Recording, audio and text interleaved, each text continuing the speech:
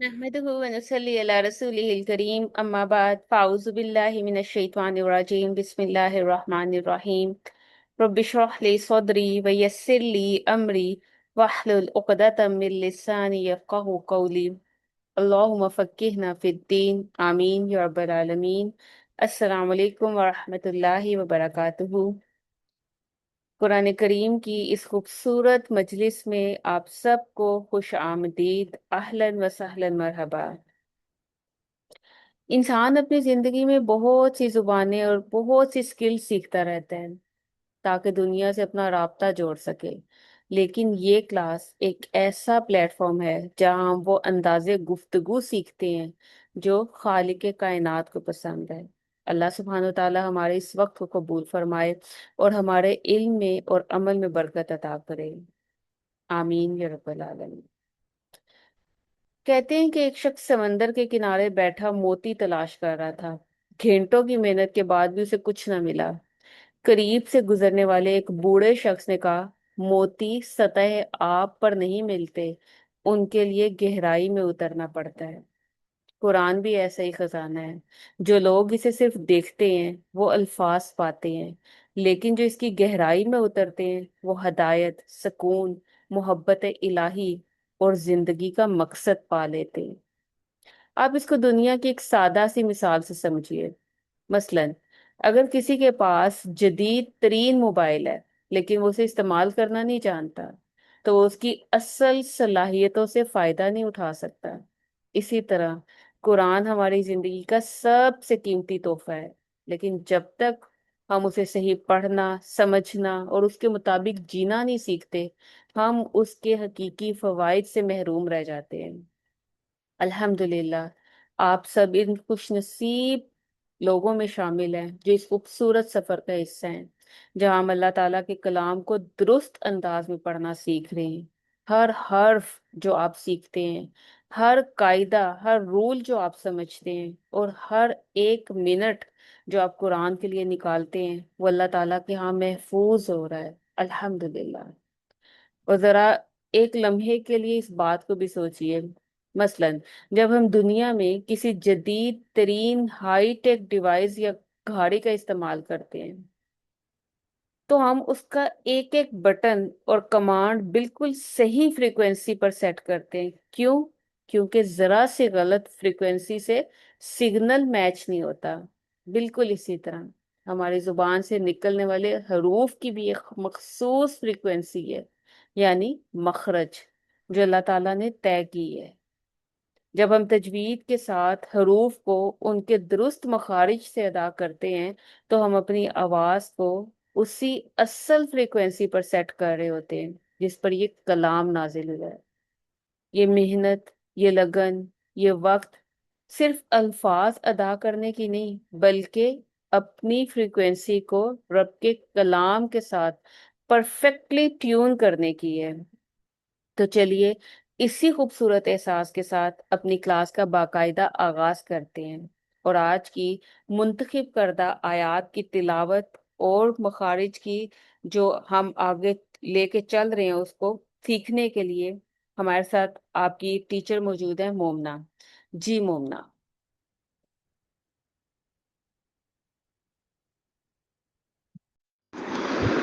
أعوذ بالله من الشيطان الرجيم.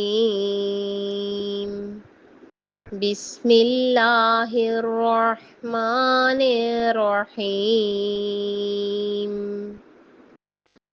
وقال الذين لا يعلمون لولا يكلمنا الله أو تأتينا آية كذلك قال الذين من قبلهم مثل قولهم تشابهت قلوبهم قد بينا الآيات لقوم يوقنون إنا أرسلناك بالحق بشيرا ونذيرا ولا تسأل عن أصحاب الجحيم ولن ترضى عنك اليهود ولا النصارى حتى تتبع ملتهم قل إن هدى الله هو الهدى ولئن اتبعت أهواءهم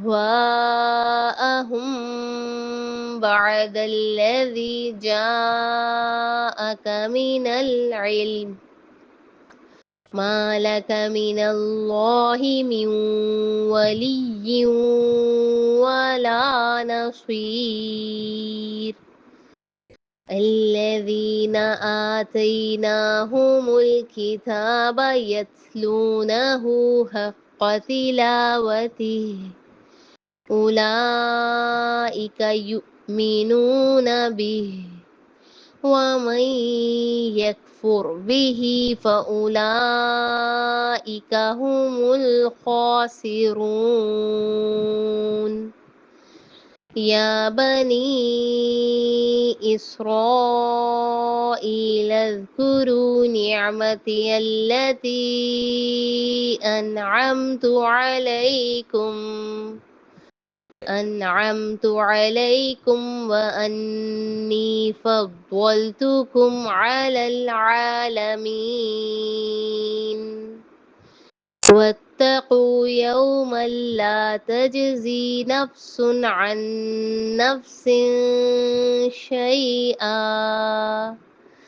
نفس شيئا ولا يقبل منها عدل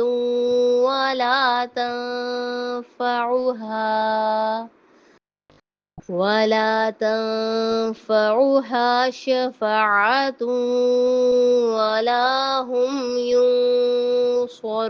ينصرون وإذ ابتلى إبراهيم ربه بكلمات فأتمهن قال إني جاعلك للناس إماما قال ومن ذريتي قال لا ينال عهد الظالمين وإذ جعلنا البيت مثابة للناس وأمنا واتخذوا من مقام إبراهيم مصلى وعهدنا إلى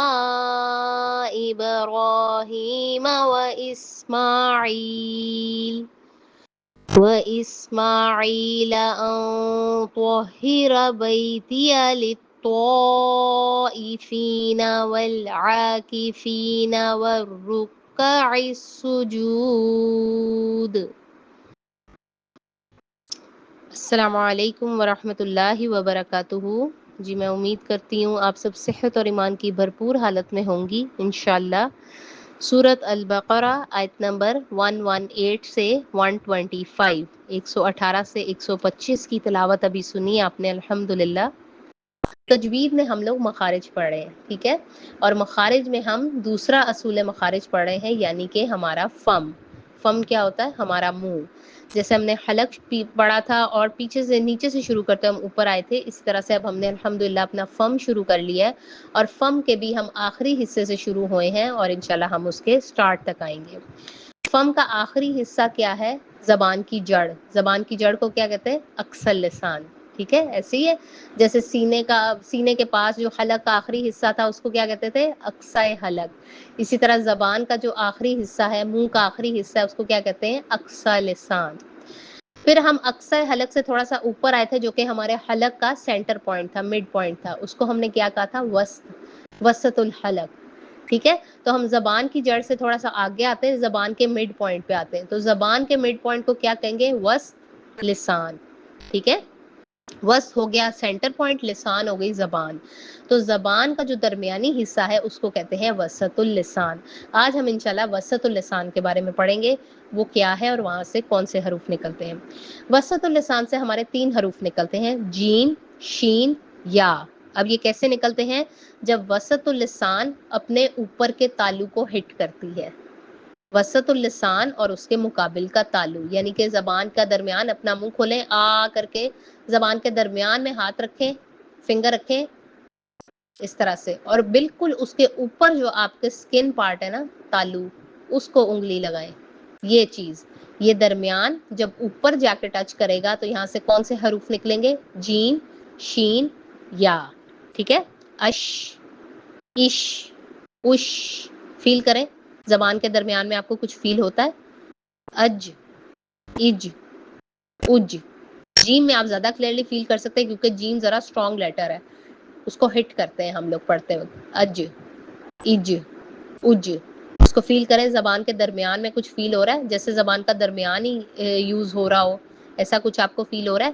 پھر اسی طرح سے یا ادا ہوتا ہے، یا، آیاتی، ایوہن الناسو، یا. ٹھیک ہے؟ تو یہ 3 حروف ہمارے بیسیکلی وسط اللسان سے نکلتے ہیں. تو ان کا مخرج کیا بنا؟ جیم، شین اور یا کا مخرج ہم کیا لکھیں گے؟ وسط اللسان اور اس کے مقابل کا تالو. سمپل اتنا سا اس کا مخرج ہے، اس کو انڈرسٹینڈ کریں گے اس کی پریکٹس کرتے کرتے. ٹھیک ہے؟ اب جیسے ہم نے پڑھا تھا کہ حلق کے جتنے حروف ہیں ان کو کلیکٹیولی مجموعی طور پر کیا نام دیا گیا ہے؟ حروف حلقی یا حروف حلقیہ. ٹھیک ہے؟ پھر اکثر لسان، زبان کی جڑ سے 2 حروف نکلتے تھے، قوف اور کاف، ان کو مجموعی طور پہ کیا نام دیا گیا تھا؟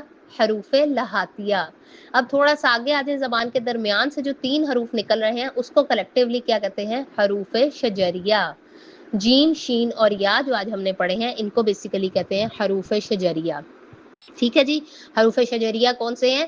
وسط اللسان اور اس کے مقابل کے تالو سے نکلنے والے. تو چلیں جی آج اپنا سبق کھولیں، آپ آج کی آیات میں حروف شجریہ ہائی لائٹ کرتے ہیں. ٹھیک ہے جی؟ آیت نمبر 118. اس میں دیکھتے ہیں حروف شجریہ ہمارے کہاں پہ ہیں.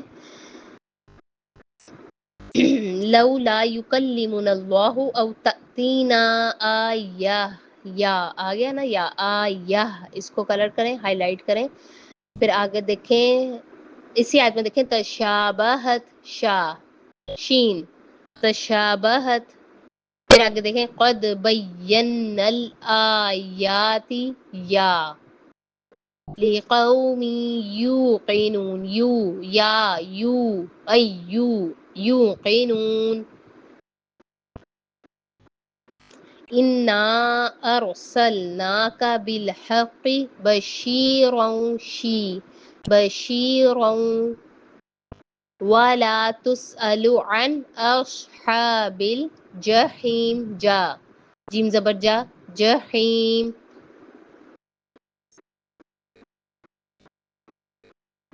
جی اگلی آیت میں دیکھیں وَلَئِنِ اتَّبَعْتَ أَهْوَاءَهُمْ بَعْدَ الَّذِي جَاءَكَ، جَاءَكَ مِنَ الْعِلْمِ.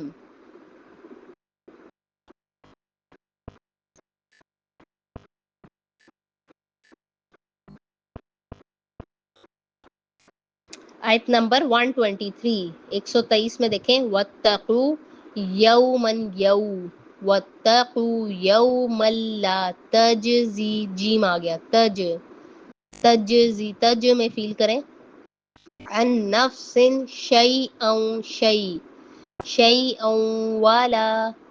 پھر آگے دیکھیں شفاعت ولا هم ينصرون، شفا، ش. پھر اس سے اگلی آیت میں دیکھیں قال انی جاعلک، جاعلک للناس اماما، قال ومن ذریتی، ذریتی، یا. وَإِذْ جَعَلْنَا الْبَيْتَ، جا، وَإِذْ جَعَلْنَا الْبَيْتَ. پھر آگے دیکھیں وَإِسْمَاعِيلَ أَن طَهِّرَ بَيْتِيَ، تیا، یا، بیتیا. وَالرُّكَّعِ السُّجُودِ، جو، سجود. ٹھیک ہے، تو یہ تھے ہمارے حروف شجریہ، جین، شین، یا کہاں سے نکلتے ہیں؟ وسط اللسان، زبان کا درمیانی حصہ، ٹھیک ہے جی۔ اور جتنے حروف ہم نے پیچھے الحمدللہ پڑھ لیے ہمارے حروف حلقی ہیں، اس میں دیکھیں آج کی آیات میں وہ بھی ساتھ ساتھ پریکٹس جاری رکھنی، پچھلے جتنے حروف پڑھ لیے ہم نے ان کو چھوڑنا نہیں ہے، پریکٹس جاری رکھیں گے سارے مخارج الحمدللہ سیکھ جائیں گے، اگر پریکٹس چھوڑ دیں گے تو آپ مخارج بھی بھول جائیں گے۔ تو آیات جو جو بھی آپ پڑھتے ہیں اس میں پچھلے حروف بھی ساتھ ساتھ لے کے چلنے ہیں، ٹھیک ہے۔ تو حروف حلقی کون سے ہیں؟ حمزہ دیکھیں آ کہاں پہ آ رہا ہے، ہا کہاں پہ آ رہا ہے۔ اسی طرح وسط الحلق کے کون سے حروف تھے؟ ح اور عین، ح، اصحاب ٹھیک ہے، ح کہاں پہ، عین کہاں پہ؟ ح اور عین کی کانسٹنٹ پریکٹس آپ نے کرنی تاکہ یہ اسموتھ ہو جائے، یہ اچھے سے آپ کے حلق سے نکلے۔ پھر ہم نے پڑھا تھا غ اور خ، اس کی پریکٹس کیا کریں، اس کو پر کر کے میں خوبصورتی سے کیسے ادا کر سکتی ہوں، ٹھیک ہے۔ پھر جیسے ہمارے حروف لہاتی ہیں ق اور کا، وہ بھی آج کی آیت میں ہمارے بہت جگہ پہ آئے ہیں، اس کی پریکٹس لازمی کرنی ہے۔ ق اور کا کیسے ہم فرق کر سکتے ہیں، اس کی ادائیگی کیسے ہوتی ہے۔ اور پھر ساتھ ہمارے ہو گئے حروف شجریہ، وہ بھی لازمی آپ نے پریکٹس کرنے، کچھ مشکل نہیں ہے، بس پریکٹس جاری رکھیں گے تو انشاءاللہ بہت اچھے سے سیکھ جائیں گے۔ اللہ تعالیٰ آپ کا حامی و ناصر ہو، اللہ تعالیٰ آپ سب کو صحت و تندرستی عطا کرے، آپ سب کے گھروں میں خیر و عافیت ہو، اور آپ سے دین کا بہترین کام لے لیں۔ اپنا بہت سا خیال رکھیے گا۔ سبحانک اللہم و بحمدک، نشہد ان لا الہ الا انت، نستغفرک و نتوب الیک۔ السلام علیکم ورحمۃ اللہ وبرکاتہ۔ جزاک اللہ خیر کثیرا مومنہ، ماشاء اللہ، بہت خوبصورت تلاوت۔ اللہ سبحانہ و تعالیٰ آپ کے اس ذوق اور اس تلاوت کو قبول فرمائے اور آپ کو مزید علم اور عمل میں برکت عطا فرمائے، آمین۔ ابھی جن آیات کی ہم نے تلاوت سنی، یہ محض ایک خوبصورت آواز میں سن کر آگے بڑھ جانے کے لیے نہیں تھا۔ قرآن کے ساتھ حقیقی تعلق ہی تب بنتا ہے جب ہم اس کے الفاظ کی تہ میں اترتے ہیں۔ اللہ سبحانہ تعالیٰ قرآن مجید میں ایک جگہ ارشاد فرماتے ہیں، لو انزلنا هذا القرآن على جبل لرأيته خاشعا متصدعا من خشية الله وتلك الأمثال نضربها للناس لعلهم يتفكرون۔ اگر ہم اس قرآن کو کسی پہاڑ پر نازل کر دیتے تو تم دیکھتے کہ وہ اللہ کے خوف سے جھک جاتا، وہ ریزہ ریزہ ہو جاتا۔ اور یہ مثالیں ہم لوگوں کے لیے اس لیے بیان کرتے ہیں تاکہ وہ تفکر کریں، غور و فکر کریں۔ اب ذرا سوچئے، جس کلام کی ہیبت، جس کلام کا وزن ایک سخت اور مضبوط پہاڑ برداشت نہیں کر سکتا، وہ کلام ہمارے نرم اور حساس دلوں پر نازل ہوا ہے، لیکن یہ اثر ہم پر تبھی ظاہر ہوگا جب ہم اس کے الفاظ کو صرف سنیں گے نہیں، بلکہ ان کا معنی، ان کا فہم اور ان کے پیغام کو سمجھیں گے۔ اب ذرا ایک مختلف زاویے سے سوچئے، مثلا جب کوئی ماہر آرکیٹیکٹ کسی بھی عمارت کا پرنٹ بناتا ہے تو اس کا اصل مقصد یہ نہیں ہوتا کہ لوگ اس پرنٹ کو یا اس کاغذ کے ٹکڑے کو یا اس کے کیلیگرافی کو یا اس کی جو اس نے لائنز مارک کی ہیں ان کی خوبصورتی کی تعریفیں کرتا رہے، بلکہ اس پرنٹ کا اصل مقصد یہ ہوتا ہے کہ اس کو پڑھا جائے، اس کی بنیادوں، اس کی دیواروں اور کمروں کی جو میجرمنٹ ہے ان کو سمجھا جائے، اور اسی کے مطابق ایک حقیقی، ایک مضبوط عمارت کھڑی کی جائے۔ تجوید اور درست تلفظ سیکھنا ایسا ہی ہے جیسے اس پرنٹ کو بالکل صاف اور واضح اور صحیح دیکھنا، لیکن فہم قرآن اسی پرنٹ کا وہ میپ ہے جس کی بنیاد پر ہم اپنی زندگی، اپنے کردار، اپنے رویے اور اپنے اخلاق کی عمارت تعمیر کرتے ہیں۔ جب تک ہم اس میپ کی ڈیٹیلز کو نہیں سمجھیں گے، ہم اپنی عملی زندگی کو قرآن کے فریم میں نہیں ڈال سکتے، کیونکہ قرآن کوئی تاریخ کی پرانی کتاب نہیں ہے، یہ ہماری روزمرہ زندگی کی ہدایت ہے۔ ہمارے فیصلوں کی الجھن اور ہمارے دل کی بے چینی، ان سب کا حل رب کی اس کتاب میں موجود ہے۔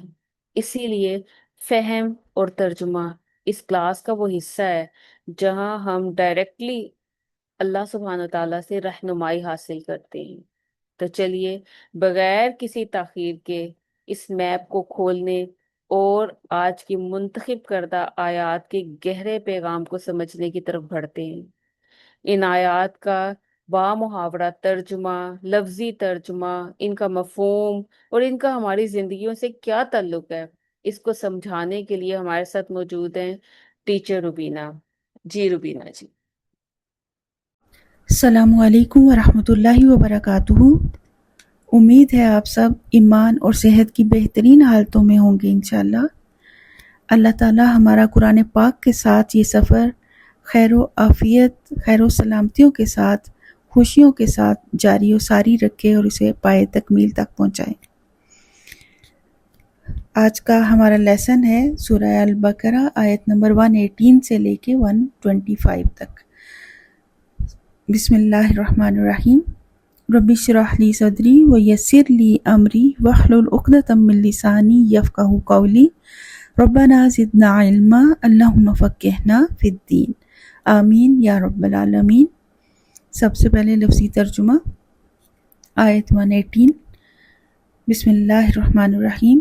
وقال اور کہا الذین انہوں نے جو لا نہیں یعلمون وہ علم رکھتے، لو کیوں، لا نہیں کیوں نہیں، یکلمنا کلام کرتا ہم سے، کاف لام میم اس کا روٹ ہے، اللہ اللہ، او یا تأتینا آتی ہمارے پاس، آتا یاتی کا مطلب ہوتا ہے آنا، تا جو سٹارٹ میں ہے اس کا مطلب تم نہیں ہے بلکہ یہ مؤنث کے لیے آ رہی ہے۔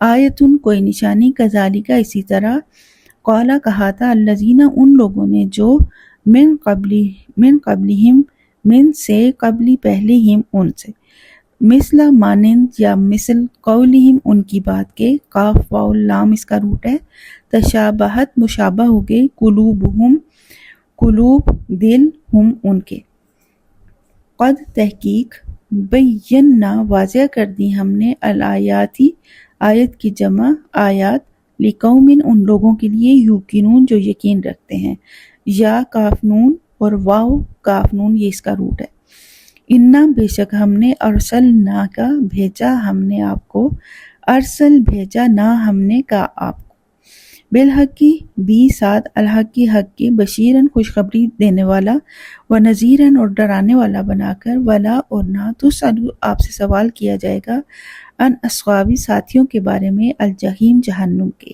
جیم ہا میم اس کا روٹ ہے، ولن اور ہرگز نہیں، ترضا راضی ہوں گے، ان کا آپ سے، الیہود یہود، ولا اور نہ، النصارى نصارى، حتیٰ یہاں تک کہ تتبع آپ پیروی کریں، ملتہم ان کے طریقے کی یا ان کی ملت کی، کل کہہ دیجئے، انا بے شک، ہدا ہدایت، اللہ اللہ کی، ہوا وہی، الہدا ہدایت ہے، وَلَئِن اور البتہ اگر، اتبعت پیروی کی آپ نے، اہواءہم ان کی خواہشات کی، ہوا کی جمع خواہشات، بعد اس کے، الذی جو جاءکا آ گیا کا آپ کے پاس، من العلم علم میں سے، ما نہیں، لکا آپ کے لیے، من اللہ اللہ سے بچانے والا، من ولی کوئی حمایتی، ولا اور نہ، نصیر کوئی مددگار، الذین وہ لوگ جو، آتیناہم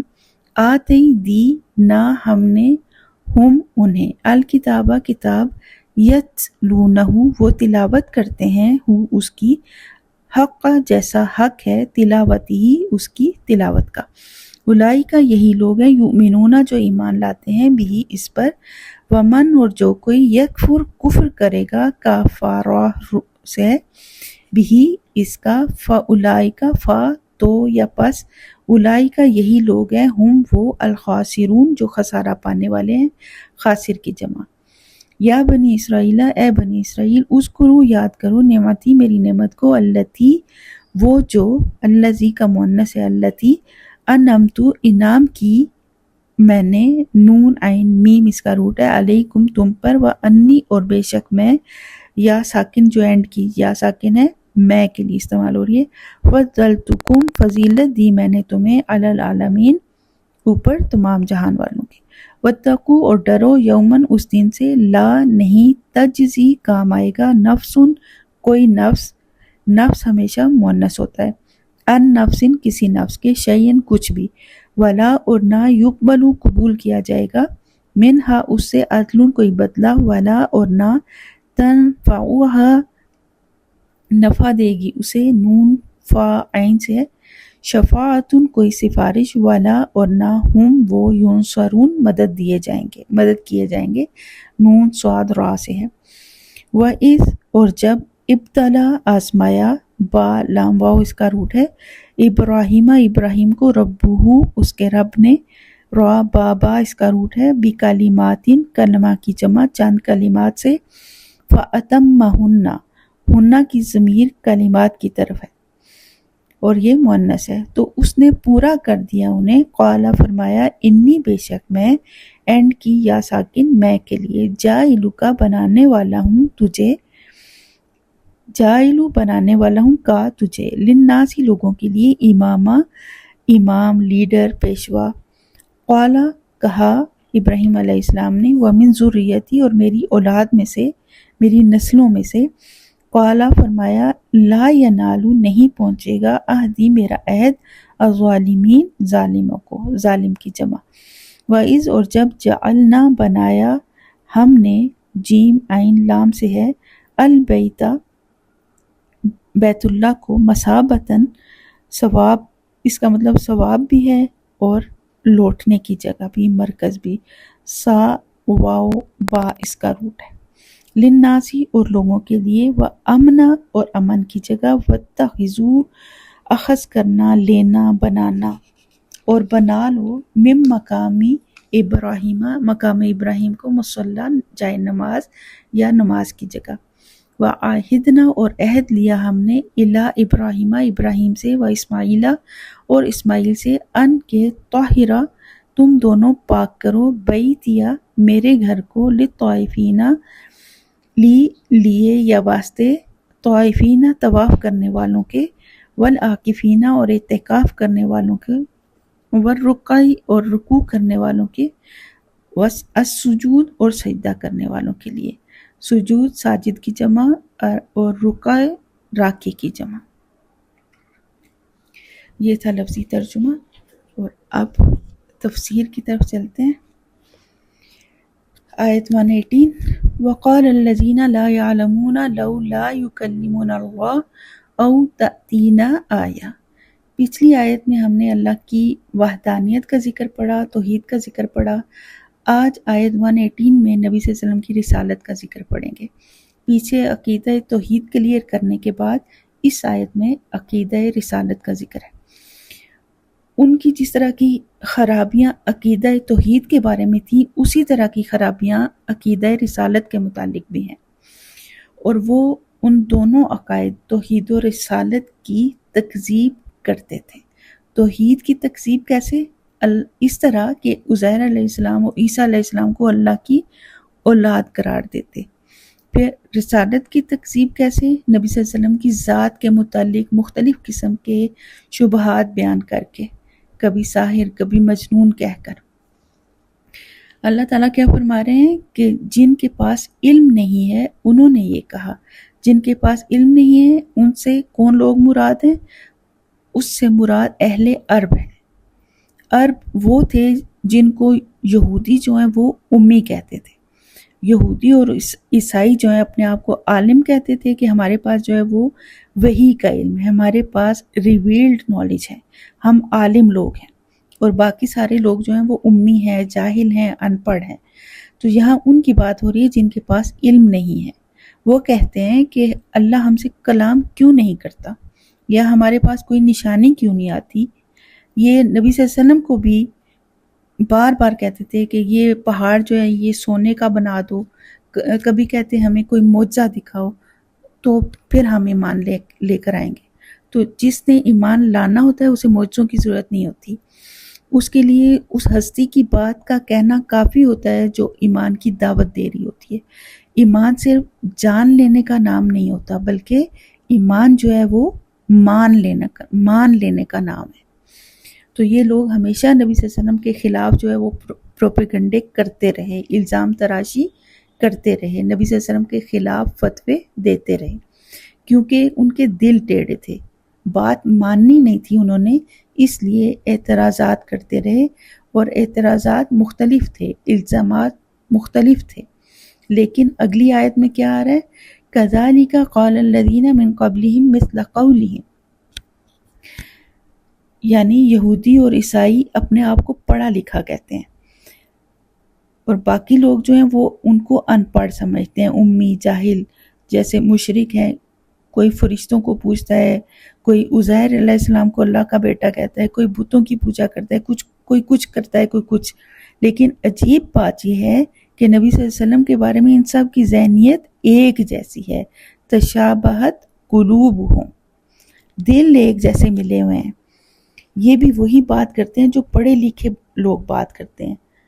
تو کیا پڑھا لکھا اور کیا ان پڑھ، کیا جاہل، سب کے سب نبی صلی اللہ علیہ وسلم کے بارے میں ایک جیسی بات کرتے ہیں۔ مثل قولہم، سب ایک جیسے ہیں۔ جہالیت جو ہے پرانی ہو یا نہیں ہو، اس سے کوئی فرق نہیں پڑتا، ڈگریوں سے بھی کوئی فرق نہیں پڑتا۔ جہالیت یہ ہے کہ اپنی بات پہ اڑ جانا، ضد پہ قائم رہنا، ڈٹے رہنا، اور اس وجہ سے یہ ضد، سرکشی اور اناد کا جو رویہ ہے وہ انہوں نے نبی صلی اللہ علیہ وسلم کے ساتھ روا رکھا۔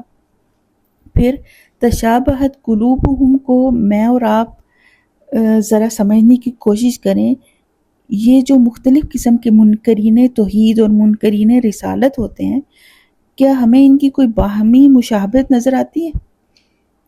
بظاہر تو مشابہت یہ نظر آ رہی ہے کہ تکذیب کر رہے ہیں، سارے مخالفت کر رہے ہیں، انکار کر رہے ہیں، یہ تو سمجھ آ رہی ہے بات۔ یہ عمل کا اشتراک ہے، دل کا، قلب کا، نظریے کا، فکر کا اشتراک نہیں ہے۔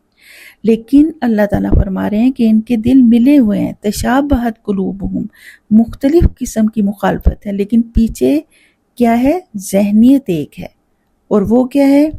اس کی وضاحت اللہ تعالیٰ نے سورہ الذاریات میں فرمائی ہے، آیت 22-23 میں، 52-53 میں۔ تو اصل وجہ کیا ہے کہ سینکڑوں نبی آئے ہیں، سب نے انبیاء کے ساتھ جو ہے یہی رویہ رکھا ہے، یہودیوں نے، عیسائیوں نے، مشرکوں نے، اور پھر تاریخ بھری پڑی ہے کہ انبیاء کے ساتھ یہی سلوک ہوتا ہے۔ وہ کہتے تھے کہ یہ جادوگر ہے، مجنون ہے، پاگل ہے، دیوانہ ہے، نعوذ باللہ۔ نبیوں کے بارے میں سب ایسی ہی باتیں کرتے آئے۔ یہ جو نسل در نسل انبیاء کی تکذیب ہوتی آئی ہے، اللہ تعالیٰ سوال کر رہے ہیں کہ کیا یہ نسل در نسل کوئی وصیت کا معاملہ چل رہا ہے کہ ایک دوسرے کو نصیحت کر کے گئے تھے کہ تم نے بھی ایسے ہی کرنا ہے؟ تشابہت قلوبہم، اللہ تعالیٰ خود ہی جواب دیتے ہیں کہ ان کی ذہنیت کا مشترکہ نقطہ یہ ہے کہ یہ سب سرکشی میں مشترک ہے۔ یہ سارے کے سارے طاغون ہیں، سرکش ہیں۔ طاغون و طغیان جو ہے، طاغون طغیان سے ہے، یعنی کوئی بھی چیز جب اپنی حد سے باہر نکلتی ہے نا تو وہ طغیان کی طرف چلی جاتی ہے، اور طغیان کا مطلب ہوتا ہے حد سے نکلنا۔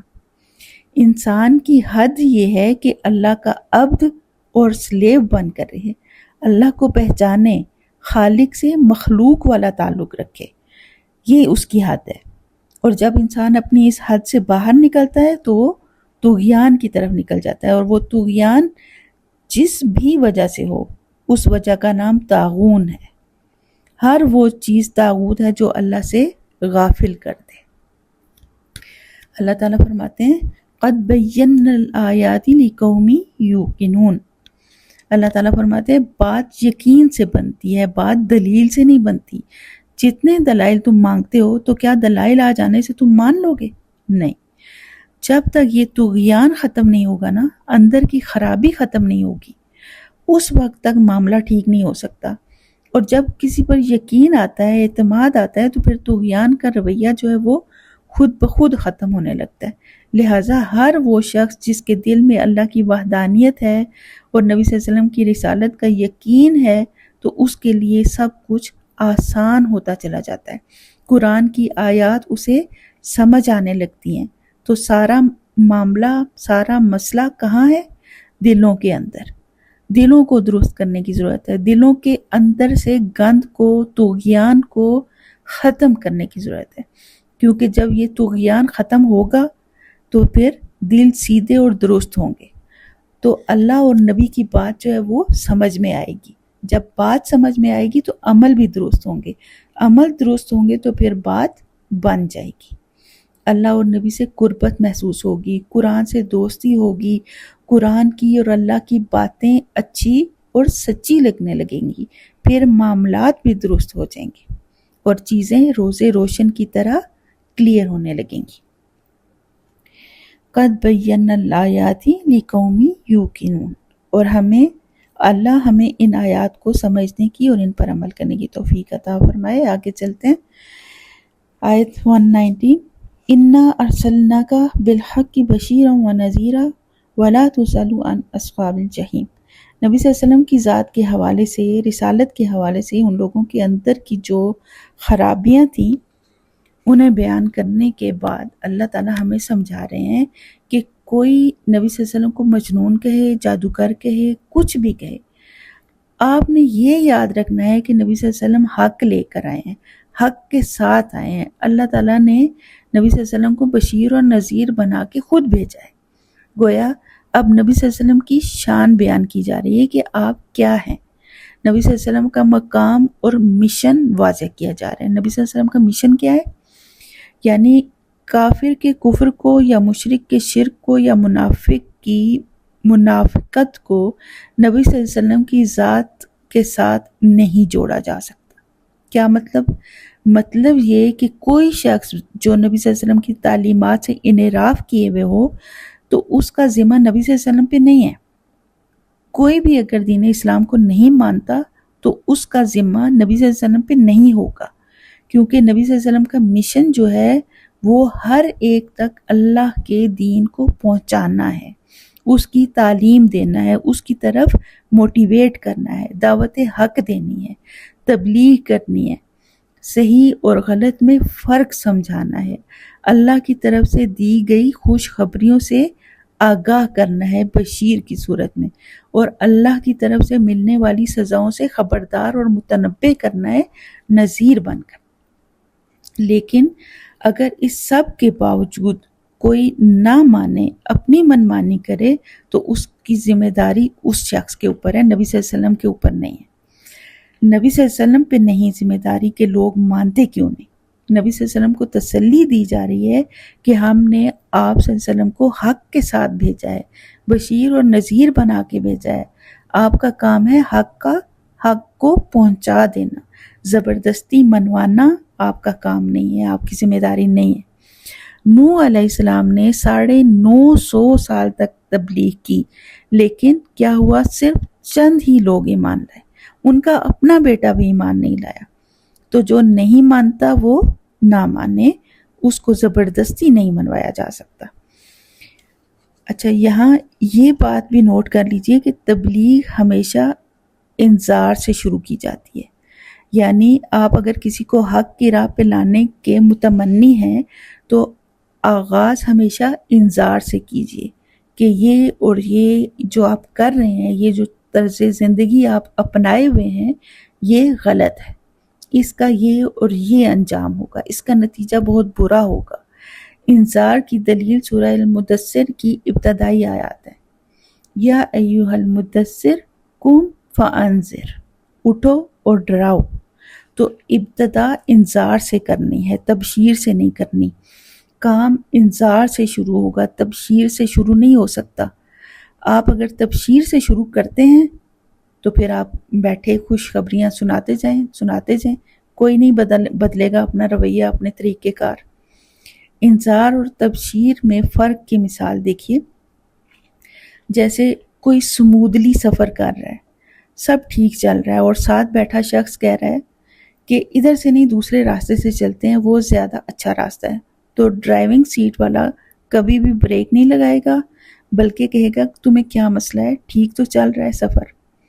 لیکن جب وہی شخص اسے بتائے گا کہ آگے پل ٹوٹا ہوا ہے، یا آگے کھائی ہے، روڈ بند ہے، یا خراب ہے، ٹوٹی ہوئی ہے، تو وہ فوراً نہ صرف بریک لگائے گا بلکہ متبادل راستہ بھی ڈھونڈے گا۔ تو اللہ تعالیٰ نے نبی صلی اللہ علیہ وسلم کو بشیر اور نذیر بنا کر بھیجا ہے، جو موقع انذار کا ہے وہاں تبشیر کام نہیں کرتی، اور جو موقع تبشیر کا ہے وہاں انذار کام نہیں کرتا۔ لہٰذا ہر شخص کو تبشیر بھی کرنی چاہیے اور انذار بھی، لیکن موقع کی مناسبت سے۔ جو نافرمانیاں کر رہا ہے اور آپ اسے کہتے ہیں کہ خیر ہے کوئی بات نہیں ہے، اللہ معاف کرنے والا ہے، تو اس طرح تو وہ اپنا طرز عمل نہیں بدلے گا۔ اس کو ڈرائیں گے، انجام سے خبردار کریں گے تو وہ بچے گا۔ یعنی نبی صلی اللہ علیہ وسلم کے طریقے کے مطابق انذار اور اصلاح اور تبشیر کریں گے تو کامیابی ہوگی اور کسی کی اصلاح کر پائیں گے، ورنہ اور کوئی طریقہ جو ہے وہ کارگر نہیں ہوگا۔ لہٰذا ہر شخص کی شخصیت کے دونوں پہلوؤں کو ایڈریس کیا جائے، خوف کو بھی اور امید کو بھی، کہ یہ خوف کس سے رکھتا ہے اور امید کس سے رکھتا ہے۔ اسی پہ پوری ایمانیات کی عمارت جو ہے وہ استوار ہوتی ہے، خوف اور امید پر۔ پھر نبی صلی اللہ علیہ وسلم سے کہا جا رہا ہے کہ آپ نے انذار اور تبشیر کر لی تو پھر وَلَا تُسْأَلُوا عَنْ أَصْحَابِ الْجَحِيمِ، نبی صلی اللہ علیہ وسلم کو تسلی دی جا رہی ہے کہ اہل جہنم کے بارے میں آپ سے نہیں پوچھا جائے گا، آپ کا کام صرف پیغام پہنچانا تھا۔ تو پھر یہ جو جہنم میں جا رہے ہیں سارے کے سارے بھی اگر چلے جائیں جہنم میں تو آپ صلی اللہ علیہ وسلم سے اس کا سوال نہیں ہوگا، آپ سے نہیں پوچھا جائے گا کہ یہ جہنم میں کیوں جا رہے ہیں، کیونکہ آپ اس کے مکلف نہیں ہیں۔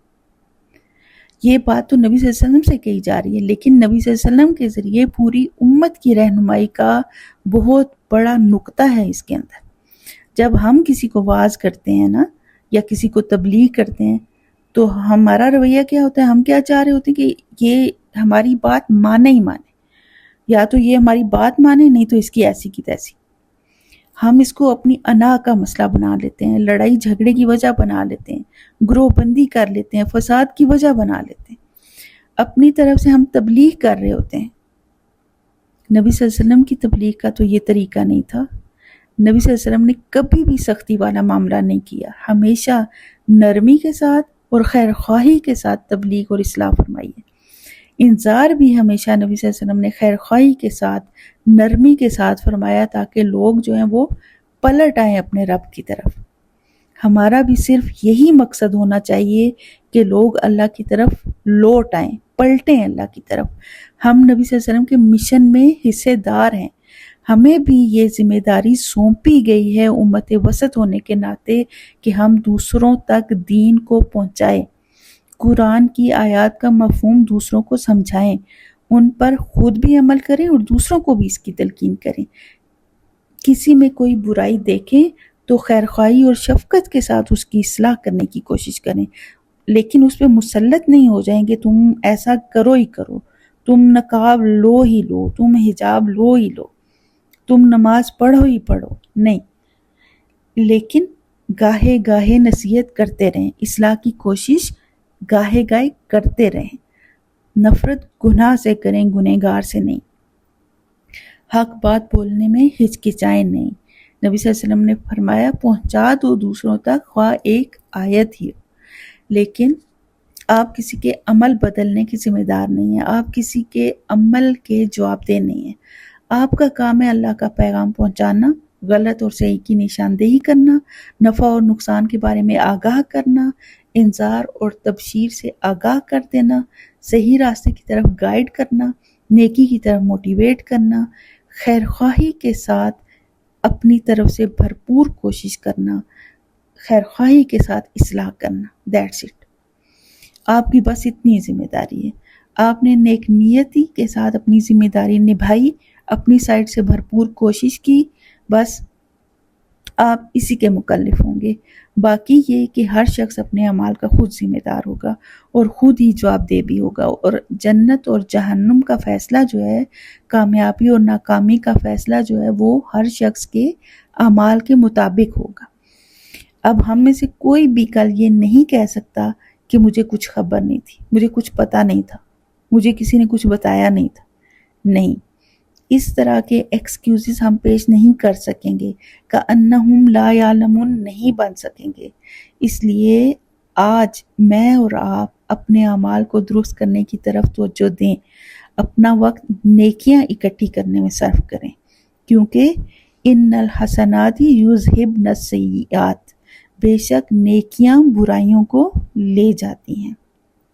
और फिर वल बाकियातुस सालिहात, और बाकी रहने वाली नेकियां हैं।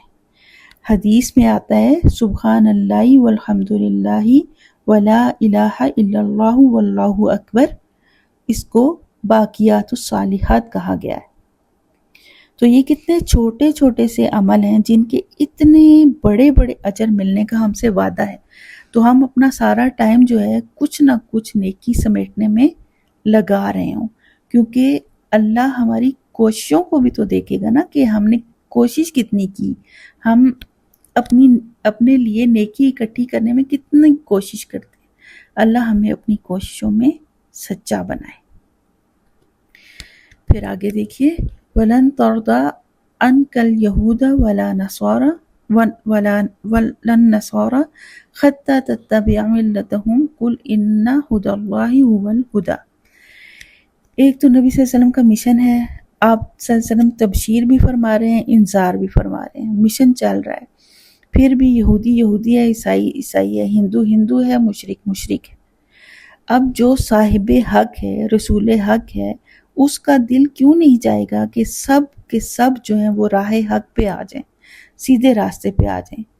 नबी सल्लल्लाहु अलैहि वसल्लम इसी वजह से परेशान होते थे, दिल बर्दाश्ता होते थे, लोगों के लिए बहुत ज़्यादा कंसर्न होते थे कि ये हक को जान कर भी इसको मानते क्यों नहीं। आप सल्लल्लाहु अलैहि वसल्लम की ये परेशानी बिल्कुल फितरी थी। दाइये इल्लल्लाह का ये काम है कि वो इस चीज़ की फ़िक्र करे कि लोग दीन हक की तरफ आएं, इसको समझें, इस पे अमल करें। ये बिल्कुल जेन्युइन और फितरी बात है जो हर दाइये इल्लल्लाह के अंदर पाई जानी चाहिए। जैसे नबी सल्लल्लाहु अलैहि वसल्लम को अपनी उम्मत के एक एक फ़र्द की परेशानी थी, आप सल्लल्लाहु अलैहि वसल्लम इस फ़िक्र में घुल जाते थे कि सब लोग जो हैं वो दीन हक पर अमल पैरा हो जाएं। एक दफ़ा एक यहूदी बच्चे का जनाजा जा रहा था तो आप सल्लल्लाहु अलैहि वसल्लम रो रहे थे कि एक और शख्स जहन्नुम में चला गया, मैं उसे बचा नहीं सका। हमारे अंदर होती है ऐसी तड़प, हम किसी के साथ इतनी खैरख्वाही रखते हैं, जबकि हमारे नबी सल्लल्लाहु अलैहि वसल्लम तो ये चाहते थे कि उनका तो ये मिशन था कि सब मानने वाले बन जाए, सारे के सारे जो हैं वो मेरे साथ मिल जाएं, हम सब एक हो जाएं। ये मेरी बात क्यों नहीं मानते? नबी सल्लल्लाहु अलैहि वसल्लम अपनी जिम्मेदारी की बिना पर इसी फिक्र में घुलते रहे। अल्लाह ताला फरमा रहे हैं इनसे ज़्यादा उम्मीदें ना रखो। क्यों? इसलिए कि उन्होंने मानना ही कोई नहीं। ये सिर्फ एक सूरत में राज़ी हो सकते हैं, ये यहूदी और ईसाई कभी आप सल्लल्लाहु अलैहि वसल्लम से राज़ी नहीं हो सकते। खत्ता तत्तबिअ मिल्लतहुम, जब तक कि आप सल्लल्लाहु अलैहि वसल्लम उनकी मिल्लत की पैरवी ना करें। आप उनकी पार्टी के साथ मिल जाएंगे तो वो खुश हो जाएंगे, वो आपसे राज़ी हो जाएंगे। मिल्लत क्या होती है? इस तनाजुर में आयत को देखिए कि नबी सल्लल्लाहु अलैहि वसल्लम को कहा जा रहा है और नबी सल्लल्लाहु अलैहि वसल्लम के तवस्सुत से पूरी उम्मत को कहा जा रहा है कि अगर तुम ये चाह रहे हो कि तुम कंफर्टेबल पोजीशन में आ जाओ यहूदियों और ईसाइयों के साथ, उसका एक ही तरीका है, उनकी बात मान लो। खत्ता तत्तबिअ मिल्लतहुम, उनकी मिल्लत की पैरवी कर लो। देखें, यहूदी मूसा अलैहिस्सलाम के मानने वालों को कहते हैं और ईसाई ईसा अलैहिस्सलाम के मानने वालों, दोनों के पास रिवील्ड नॉलेज मौजूद है, तौरात और इंजील को मानने वाले। तो बुनियादी तौर पर तो मुनज़्ज़िल मिन अल्लाह है ना, अल्लाह की तरफ से नाजिल शुदा दीन की पैरवी है। तो यहूदियत और ईसाइयत जैसा तैसा भी है तो दीन। लेकिन अहले मगरिब को देखें तो वहाँ तो बिल्कुल ही लादीनियत है। अब मसला ये है कि यहूदी और ईसाई दोनों इस लादीनियत के साथ कंफर्टेबल हैं और इस्लाम एक तरफ है। ऐसा क्यों? एक दूसरे की मिल्लत की पैरवी करने की वजह से। ये ऐसे है कि जब ईसाई सेंट पॉल आया जो कि यहूदी था, तो उसने सारी ईसाइयत नए सिरे से बनाई, उसे नए सिरे से मुरतब किया और ऐसे कानून और तरीके वज़ा कर दिए जो यहूदियत के करीब तर थे, और इस तरह उनका ये मसला हमेशा के लिए हल हो गया और दोनों एक दूसरे के साथ मिल गए और लादीनियत के साथ भी گٹھ جوڑ کر لیا۔ تو اللہ تعالیٰ یہاں نبی صلی اللہ علیہ وسلم کو سمجھا رہے ہیں کہ تم نے ان کے ساتھ یہ گٹھ جوڑ جو ہے وہ نہیں کرنا، ان کی ملت کی پیروی نہیں کرنی، دین اسلام پہ کوئی کمپرومائز نہیں کرنا۔ اب ملت کیا ہوتی ہے؟ ملت کا لفظ قرآن میں بار بار استعمال ہوا ہے، ملت ابراہیمی کے الفاظ بھی قرآن پاک میں موجود ہیں۔ تو ملت وہ قانون ہے جو تحریر شدہ قانون ہے، اور دوسرا اس کا مطلب ہوتا ہے وہ راستہ جو پختہ اور معروف راستہ ہو۔ قرآن دین اسلام کو ملت ابراہیمی قرار دے رہا ہے۔ جس دین کی تکمیل نبی صلی اللہ علیہ وسلم کرنے کے لیے تشریف لائے وہ ملت ابراہیمی ہے۔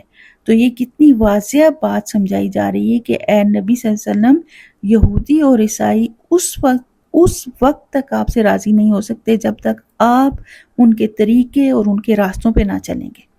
تو آپ صلی اللہ علیہ وسلم نے ان کو راضی نہیں کرنا، کیونکہ آپ کا طریقہ اور راستہ دین ابراہیم ہے، دین اسلام ہے۔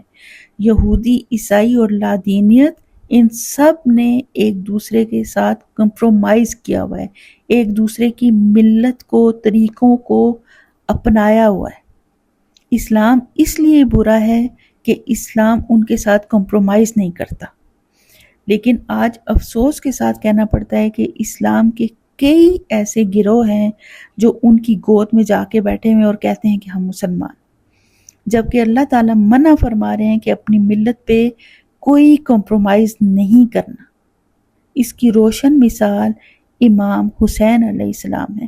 واقعہ کربلا سے آپ سب اچھی طرح واقف ہیں۔ پھر اللہ تعالیٰ فرماتے ہیں قُلْ إِنَّ هُدَى اللَّهِ هُوَ الْهُدَى، اے نبی صلی اللہ علیہ وسلم کہہ دیجئے کہ ہدایت وہی ہے جو اللہ کی ہدایت ہے۔ اصل جو دین ہے، یہ اس پوری سچویشن کا جو ہے وہ جواب دیا جا رہا ہے کہ اصل ہدایت دین حق ہے، دین اسلام ہے، جس پر کسی کے ساتھ کمپرومائز نہیں کیا جا سکتا۔ اور ان کا راستہ تو مغضوبی علیہم اور ضالین کا راستہ ہے، ان کا راستہ ہدایت کا راستہ نہیں ہے۔ اصل راستہ، اصل ہدایت وہ ہے جو اللہ نے ہمیں عطا کی ہے، دین اسلام، اہدنا الصراط المستقیم، جس کے ساتھ کسی قسم کا کوئی کمپرومائز نہیں کیا جا سکتا۔ یہ دین اسلام ہی ہے جس کی وجہ سے یہ لوگ ہم سے نفرت کرتے ہیں، اور پھر اسلام کی وجہ سے محبتیں بھی ہیں اور اسلام کی وجہ سے دشمنیاں بھی ہیں۔ یہ ساری گروہ بندیاں دین اسلام کی وجہ سے۔ پھر فرمایا وَلَا إِنِ اتَّبَعْتَ أَهْوَاءَهُمْ بَعْدَ الَّذِي جَاءَكَ مِنَ الْعِلْمِ مَا لَكَ مِنَ اللَّهِ مِنْ وَلِيٍّ وَلَا نَصِيرٍ۔ اس پوری دنیا میں جو دو گروہ چل رہے ہیں، ایک طرف یہودی بھی ہیں، عیسائی بھی ہیں، کافر بھی ہیں، مشرک بھی ہیں، یہ سب ایک جتھا بن کر اسلام کے خلاف جو ہے محاذ آرائیاں کرتے ہیں۔ یہ سب جو ہیں وہ حزب الشیطان ہیں۔ تو یہ منفی طاقتیں حزب الشیطان ہیں، اور ایک طرف اللہ اور اللہ کے رسول کو ماننے والے جو ہیں وہ حزب اللہ ہیں۔ اب اگر حزب اللہ ان کی باتیں ماننے لگیں تو ملت، ذہن، اپروچ، نظریے، عمل، لکھے ہوئے قانون، ہر چیز کا فرق ہے۔ تو یہ دونوں مل کیسے سکتے ہیں؟ فرمایا سن لیجئے کہ آپ کی بنیاد العلم ہے، قرآن و حدیث کا علم ہے، اور ان کی بنیاد جو ہے وہ ہوائے نفس ہے۔ مقابلہ کس کا ہے؟ ہوائے نفس کا اور العلم کا۔ نبی صلی اللہ علیہ وسلم کے ذریعے ہمیں بھی بتایا جا رہا ہے کہ اے نبی صلی اللہ علیہ وسلم، اگر آپ نے ان کی خواہش نفس کی پیروی کی جب کہ آپ صلی اللہ علیہ وسلم کے پاس اللہ کی طرف سے العلم آ گیا ہے، تو اگر آپ نے ان کی پیروی کی تو پھر آپ صلی اللہ علیہ وسلم کے لیے اللہ کی طرف سے نہ کوئی دوست ہوگا اور نہ ہی کوئی مددگار ہوگا۔ تھوڑا سا غور کریں اس بات پہ، تھوڑا سا غور کریں کہ یہ نبی صلی اللہ علیہ وسلم کو کہا جا رہا ہے کہ آپ کا نہ کوئی مددگار ہوگا اور نہ کوئی دوست۔ ہم اپنے بارے میں سوچیں نہ ذرا کہ ہم کہاں کہاں اور کیسے کیسے ان کی ملت کی، ان کے طریقوں کی پیروی کر رہے ہوتے ہیں، یہ جانتے ہوئے کہ وہ ہمارے اور ہمارے دین کے، ہماری ملت کے دشمن ہیں۔ قرآن بار بار ہمیں بتا رہا ہے کہ وہ ہمارے خیر خواہ نہیں ہیں، ان کو اپنا دوست نہیں بنانا۔ اور یہ یہ کہ جو جس کے ساتھ مشابہت اختیار کرے گا، جو جس کو دوست سمجھے گا، اسی کے ساتھ وہ اٹھایا جائے گا۔ یہ ساری وارننگز جو ہیں قرآن بار بار ہمیں دے رہا ہے، مگر ہم پھر بھی وہی کچھ کرتے ہیں جو ہمارے دشمن چاہتے ہیں، وہی ہمیں اٹریکٹ کرتا ہے۔ تو کیا ہمارا ولی اور مددگار اور دوست اللہ ہوگا؟ نہیں نا۔ تو پھر ہم کیوں وہ کرتے ہیں جو ہمیں پتہ ہے کہ یہ غلط ہے؟ یہ دین پہ کمپرومائز کرنا ہے۔ اپنے تہواروں کو دیکھیے، شادیاں، گانے بجانے، ناچ، بیہودہ لباس، ایک شادی کو ہفتوں پہ محیط کرنا۔ کیا ہے جی کہ آج مہندی ہے، ڈھولک ہے، مائیوں ہے، اوبٹن ہے، پھر آج فلاں پارٹی ہے، آج فلاں ڈنر ہے، پھر ایک نیا عذاب جو ہے وہ بیبی شاور ہے، اور اس طرح کی ڈھیروں خرافات ہیں جس کا دین اسلام کے ساتھ دور دور تک کوئی واسطہ یا تعلق جو ہے وہ ہے ہی نہیں۔ پھر اسی طرح جو ہے وہ کرسمس ہے، ویلنٹائن ڈے ہے، اپنے حال حلیے کو دیکھیے، ان کی طرح سے ڈریس اپ ہونا ہے، کھانا ان کی طرح الٹے ہاتھ سے کھانا ہے، ان کے کلچر کو اپنائے ہوئے ہیں، boy friend girl friend, dressing culture, بے حیائی۔ اللہ نے اس سب سے منع کیا ہے، لیکن ہم اسی میں گھستے ہیں جا کے۔ پھر ہم کہتے ہیں کہ ہم مسلمان، ہم خود اللہ کی حدود کو توڑتے ہیں، اور پھر ہم کہتے ہیں کہ زلزلے کیوں آتے ہیں، آفات کیوں آتی ہیں۔ خدا کی قسم یہ اللہ کا صبر ہے، ورنہ ہمارے جو کرتوت ہیں ان پر تو ہم پر پتھر برسنے چاہیے اور اللہ ہم سب کو ہی ہلاک کر کے رکھ دے، لیکن وہ اپنی صفت رحمانیت کی وجہ سے ہم پہ رحم کیے ہوئے۔ اللہ ہمیں اپنی نافرمانی سے بچائے، اللہ ہمیں اپنی فرما برداری نصیب فرمائے اور دین کی سمجھ عطا فرمائے۔ آگے دیکھیے، الذین آتیناہم الکتاب یتلونہ حق تلاوتہ اولئک یؤمنون بہ ومن یکفر بہ فاولئک هم الخاسرون۔ وہ لوگ جنہیں ہم نے کتاب دی وہ اس کی تلاوت کرتے ہیں جیسا اس کا حق ہے تلاوت کرنے کا۔ یہی لوگ ہیں جو اس پر ایمان رکھتے ہیں، اور جو کوئی اس کا کفر کرے گا تو یہی لوگ ہیں جو خسارہ پانے والے ہیں۔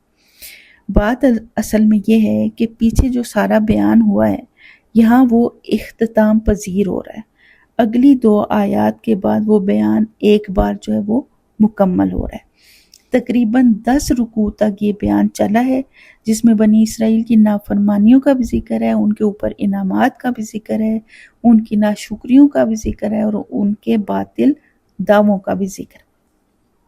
اللہ تعالیٰ جو ہے وہ ان کے پورے فکر و عمل کا جو ہے وہ آپریشن کر دیا اللہ نے، اور ہمیں بتا دیا ہے کہ ان کا اس قسم کا کردار تھا جس کی وجہ سے ان سے قیادت کا منصب جو ہے وہ لے کر امت محمدیہ صلی اللہ علیہ وسلم کو دے دیا گیا۔ یہ پورا کردار بتانے کے بعد اس آیت میں ان لوگوں کا ذکر کیا گیا ہے جو ان کی طرح کے کبھی کردار سے بچے ہوئے ہیں۔ وہ لوگ ایسے ہیں جیسے عبداللہ بن سلام اور ان کے کچھ ساتھی، جو نسلاً بنی اسرائیل میں سے تھے لیکن وہ عملاً ان کے ساتھ نہیں تھے۔ یہ وہ لوگ تھے جنہوں نے کتاب کے ساتھ وہ نہیں کیا جو یہودیوں اور عیسائیوں نے کیا، بلکہ انہوں نے کتاب کی اس طرح تلاوت کی جس طرح حق تھا اس کی تلاوت کرنے کا، یعنی انہوں نے اس کا حق تلاوت ادا کیا۔ حق کا تلاوت ہی کیا ہے؟ تلاوت کا حق تلا یتلو کا مطلب پڑھنا نہیں ہوتا، تلا یتلو کا مطلب ہوتا ہے پیچھے چلنا، اتباع کرنا۔ حضرت ابن عباس جو مفسر قرآن ہے انہوں نے تلا یتلو کا معنی اتباع کرنا کیا ہے۔ حضرت عمر فاروق کے مطابق حق کا تلاوت ہی سے مراد ہے کہ جب آپ قرآن کی تلاوت کر رہے ہیں تو آپ ساتھ ساتھ اسے سمجھ بھی رہے ہیں۔ مثلاً تلاوت کے دوران جنت کا ذکر آ گیا تو آپ کے لبوں پہ جنت کی طلب بھی آئے گی، اور اگر جہنم کا ذکر آیا تو آپ کے لبوں پہ جہنم سے پناہ کی طلب آئے۔ اگر آپ کی ایسی کیفیت ہوتی ہے تو آپ حق کا تلاوت ہی کر رہے ہیں۔ پھر اس کے اور حق کیا ہیں؟ سب سے پہلے تو اس کے اوپر ایمان لایا جائے، یعنی اس کے اندر جتنی بھی باتیں ہیں ان سب کو مانا جائے۔ یہ نہیں کہ کچھ کو مانا اور کچھ کو نہیں مانا۔ پھر نمبر 2، جیسے اس کو پڑھنے کا حق ہے ویسے اس کو پڑھا جائے، تجوید اور ترتیل کے ساتھ، غور و فکر اور توجہ کے ساتھ۔ نمبر 3، اس کو سمجھا جائے، میننگ پہ غور کر کے پھر اس پہ عمل بھی کیا جائے۔ نمبر 4، پھر اس سے خیرخواہی کے ساتھ دوسروں تک پہنچایا جائے، اس کے حلال کو حلال اور حرام کو حرام سمجھا جائے۔ یعنی ایمان لانا، اس کو پڑھنا، اس کو سمجھنا، اس کے اوپر عمل کرنا، اس کو آگے تک پہنچانا، یہ ہیں اس کے حقوق۔ تو جو اس کے حقوق ادا کرے گا وہی ایمان والا ہوگا، مومن ہوگا۔ اور جو اس کا کفر کرے گا، یعنی جو اس کے حقوق ادا نہیں کرے گا، چاہے اس کو مانا نہیں، چاہے اسے پڑھا نہیں، چاہے اسے سمجھا نہیں، چاہے اس پہ عمل نہیں کیا، چاہے اسے آگے نہیں پہنچانے کی کوشش ہی نہیں کی، تو یہ سب کام نہ کرنے والے جو ہیں وہ خسارہ پانے والے ہیں۔ تو یہ خسارہ آخرت کا خسارہ ہے۔ دنیا میں بھی اگر انسان کو پتہ چل جائے نا کہ اس کا یہ کام جو ہے وہ اس میں نقصان ہے اسے، تو وہ اس سے ہر ممکن بچنے کی، دور رہنے کی کوشش ضرور کرتا ہے۔ تو یہ تو وہ خسارہ ہے جس کے بارے میں ہمارا رب ہمیں بتا رہا ہے کہ اس میں خسارہ ہے، تو سوچئے وہ کتنا بڑا نقصان ہوگا۔ ابھی بھی اکثر لوگ پوچھتے ہیں کہ قرآن کو سیکھنا فرض ہے کیا؟ اللہ کے بندو، اس کو سیکھنا سکھانا ہم سب پہ فرض عین ہے، اور اس سے بھی زیادہ ضروری ہے اس پہ عمل کیا جائے، اپنی دنیا اور آخرت دونوں کو سیکیور کیا جائے۔ اللہ ہمیں دنیا اور آخرت کے خساروں سے بچائے، اللہ ہمیں قرآن کا صحیح فہم عطا فرمائے۔ پھر آگے دیکھیے، یا بنی اسرائیل اذکروا نعمتی التی انعمت علیکم وانی فضلتکم علی العالمین۔ بنی اسرائیل کے بارے میں جتنی بات پیچھے ہوئی وہ یہاں آ کر ایک مرتبہ مکمل ہو رہی ہے۔ وہی بات دہرائی جا رہی ہے کہ اے بنی اسرائیل، یاد کرو میری نعمتوں کو جو میں نے تم پہ انعام کی تھی۔ اللہ نے ان کے اوپر بہت ساری نعمتیں کی جو ہم پہلے بھی پڑھ چکے ہیں۔ ان پر انبیاء کی کثرت ہوئی، انہیں بہت سے معجزے عطا ہوئے، انہیں فرعون سے نجات عطا ہوئی، انہیں تمام جہانوں پر فضیلت عطا ہوئی، ان کو چنا گیا کہ یہ سب جہان والوں پر دین کو پہنچائیں۔ یہ ان کو بہت بڑا آنر اور اعزاز دیا گیا تھا، لیکن وہ اسے سمجھے نہیں اور اللہ کی نافرمانیوں میں پڑ گئے، اللہ کی نعمتوں کی قدر نہیں کی، اپنا مقصد زندگی سمجھے ہی نہیں۔ پھر آگے دیکھیے، وَاتَّقُوا يَوْمًا لَا تَجْزِي نَفْسٌ عَن نَفْسٍ شَيْئًا وَلَا يُقْبَلُ مِنْهَا عَدْلٌ وَلَا تَنفَعُهَا شَفَاعَةٌ وَلَا هُمْ يُنصَرُونَ۔ اور ڈرو اس وقت سے جب کوئی کسی کے کام نہیں آئے گا، ایون والدین بھی اولاد کے کام نہیں آ سکتے، وَلَا يُقْبَلُ مِنْهَا، اور نہ ان سے کوئی فدیہ قبول کیا جائے گا کہ اس کی جگہ اس کو جہنم میں ڈال دیا جائے۔ فلاں کا گناہ فلاں اپنے سر پہ لے لے۔ دنیا میں ہم غیبت کر کے بڑی آسانی کے ساتھ اپنی نیکیاں دوسروں کو دے دیتے ہیں، اور اپنے گناہ بھی بڑی آسانی سے دوسروں کے سر پہ ڈال دیتے ہیں، لیکن وہاں کوئی بھی یہ کچھ نہیں کر سکے گا۔ وَلَا تَنفُعُ شَفَاعَةٌ، اور نہ ہی کسی کی سفارش قبول ہوگی، الا بِإِذْنِ اللہ، سوائے اس کے جسے اللہ اذن دے۔ وَلَا هُمْ يُنصَرُونَ، اور نہ ہی وہ مدد دیے جائیں گے۔ تو اللہ تعالیٰ فرما رہے ہیں کہ جہنم سے اور سزا سے بچنے کے لیے اپنے اعمال درست کر لو تاکہ تم بچ سکو، کیونکہ وہاں کوئی کسی کے کام نہیں آ سکے گا۔ قیامت کے دن کی تیاری کے لیے تنبیہ کی جا رہی ہے۔ پھر وَإِذِ ابْتَلَىٰ إِبْرَاهِيمَ رَبُّهُ بِكَلِمَاتٍ فَأَتَمَّهُنَّ قَالَ إِنِّي جَاعِلُكَ لِلنَّاسِ إِمَامًا قَالَ وَمِن ذُرِّيَّتِي قَالَ لَا يَنَالُ عَهْدِي الظَّالِمِينَ۔ یہ دو آیات جو اوپر گزری ہیں گویا بنی اسرائیل کے سارے مضمون کو جو ہے وہ کور کر رہی ہیں۔ اب یہاں سے ایک نیا مضمون شروع ہو رہا ہے جو اس کے ساتھ اٹیچ ہے، وہ شروع ہو رہا ہے، وہ حضرت ابراہیم کا تذکرہ ہے۔ گویا یہاں سے ابراہیم علیہ السلام کی کہانی جو ہے وہ شروع ہو رہی ہے، اور یہ پہلا تذکرہ ہے جو ابراہیم علیہ السلام سے شروع کیا جا رہا ہے ان کا نام لے کر۔ ابراہیم علیہ السلام کو جد الانبیاء اور ابو الانبیاء بھی کہا جاتا ہے۔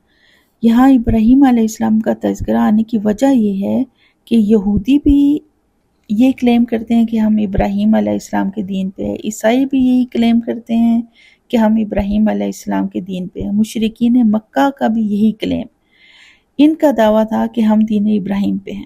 تو سبھی جو ہیں اپنی نسبت ابراہیم علیہ السلام سے جوڑنے میں فخر محسوس کرتے ہیں۔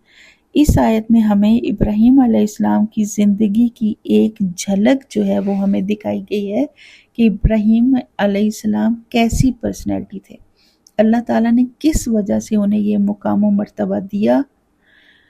فرمایا اور یاد کرو اس وقت کو جب ابراہیم کو اس کے رب نے آزمایا۔ کس طرح آزمایا؟ چند کلمات کے ساتھ، چند باتوں کے ساتھ۔ تو ابراہیم علیہ السلام کو بہت سی چیزوں سے آزمایا گیا۔ کلمات سے مراد کیا ہے؟ اس سے مراد احکامات بھی ہیں، نمبر 2، اور جن چیزوں سے ابراہیم علیہ السلام کی آزمائش کی گئی ان کو بھی کلمات کہا گیا۔ تو اللہ تعالیٰ نے ابراہیم علیہ السلام کو بہت طرح سے آزمایا۔ آپ اگر ابراہیم علیہ السلام کی زندگی کو دیکھیں تو ان کی زندگی سٹارٹ سے ہی، یعنی جو ان کا آبائی وطن تھا وہیں سے ہی، یعنی جس گھرانے میں وہ پیدا ہوئے وہ بت گر گھرانہ تھا، یعنی ان کے والد، ان کے گھر والے بت بناتے تھے، اور اس کے بعد یہ کہ ساری قوم ایک طرف اور اکیلے ابراہیم علیہ السلام ایک طرف، یہ بھی کتنی بڑی آزمائش ہے۔ لیکن ابراہیم علیہ السلام ان کے خلاف تنے تنہا کھڑے رہے، جمے رہے، اپنے موقف پہ جو ہے وہ ڈٹے رہے۔ پھر دیکھیے کہ ابراہیم علیہ السلام اپنے والد کے ذریعے بھی آزمائے گئے، والد صاحب ایک طرف اور ابراہیم علیہ السلام ایک طرف۔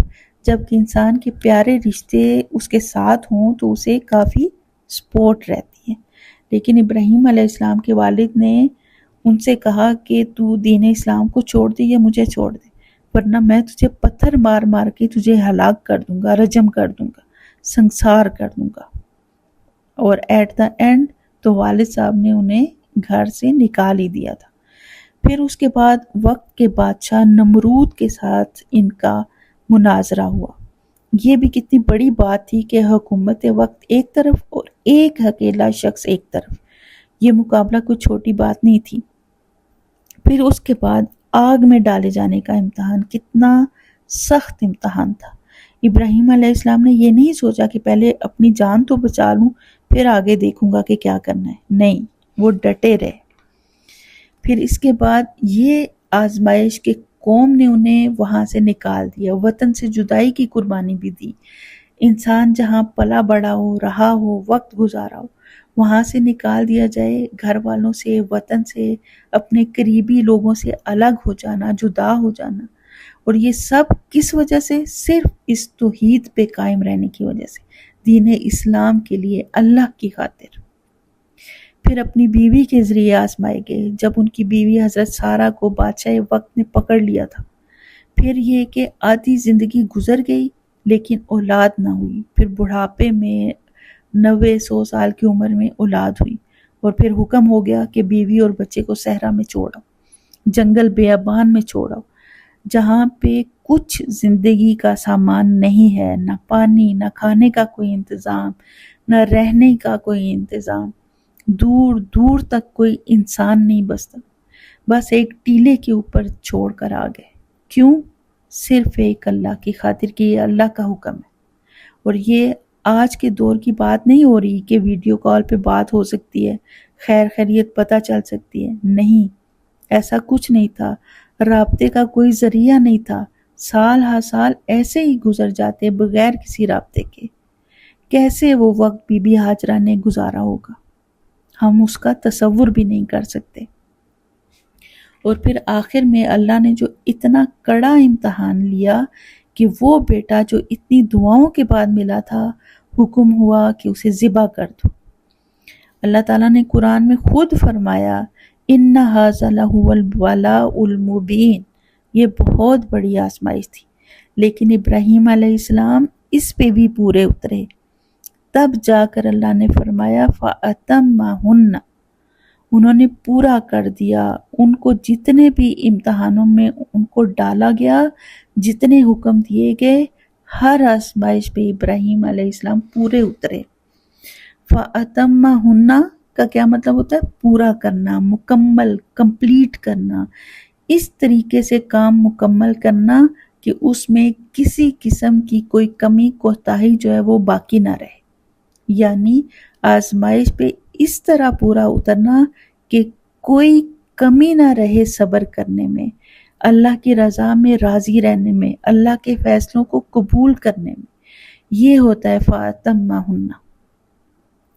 پھر چاہے ہجرت کرنی پڑی ہو، چاہے اللہ کی خاطر اپنے خاندان کو، اپنے گھر بار کو چھوڑنا پڑے، وطن کو چھوڑنا پڑے، بیوی بیٹے کو تنے تنہا بے یار و مددگار چھوڑنا پڑے، یا اولاد کی قربانی دینی پڑے، چاہے آگ میں جلنا پڑے، ہر قربانی ایکسیلنس لیول کی، اور ہر آزمائش میں محسنین والی کوالٹی.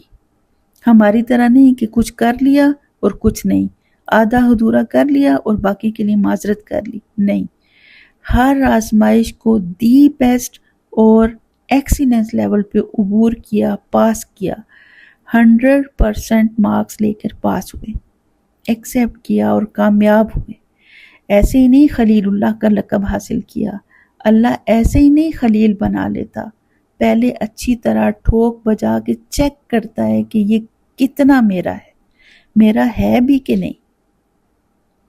پھر امتحان کس لیے ہوتا ہے؟ اس لیے نہیں ہوتا کہ اللہ کسی کو پسند نہیں کرتا اس لیے اسے امتحان لے لیتا ہے، نہیں.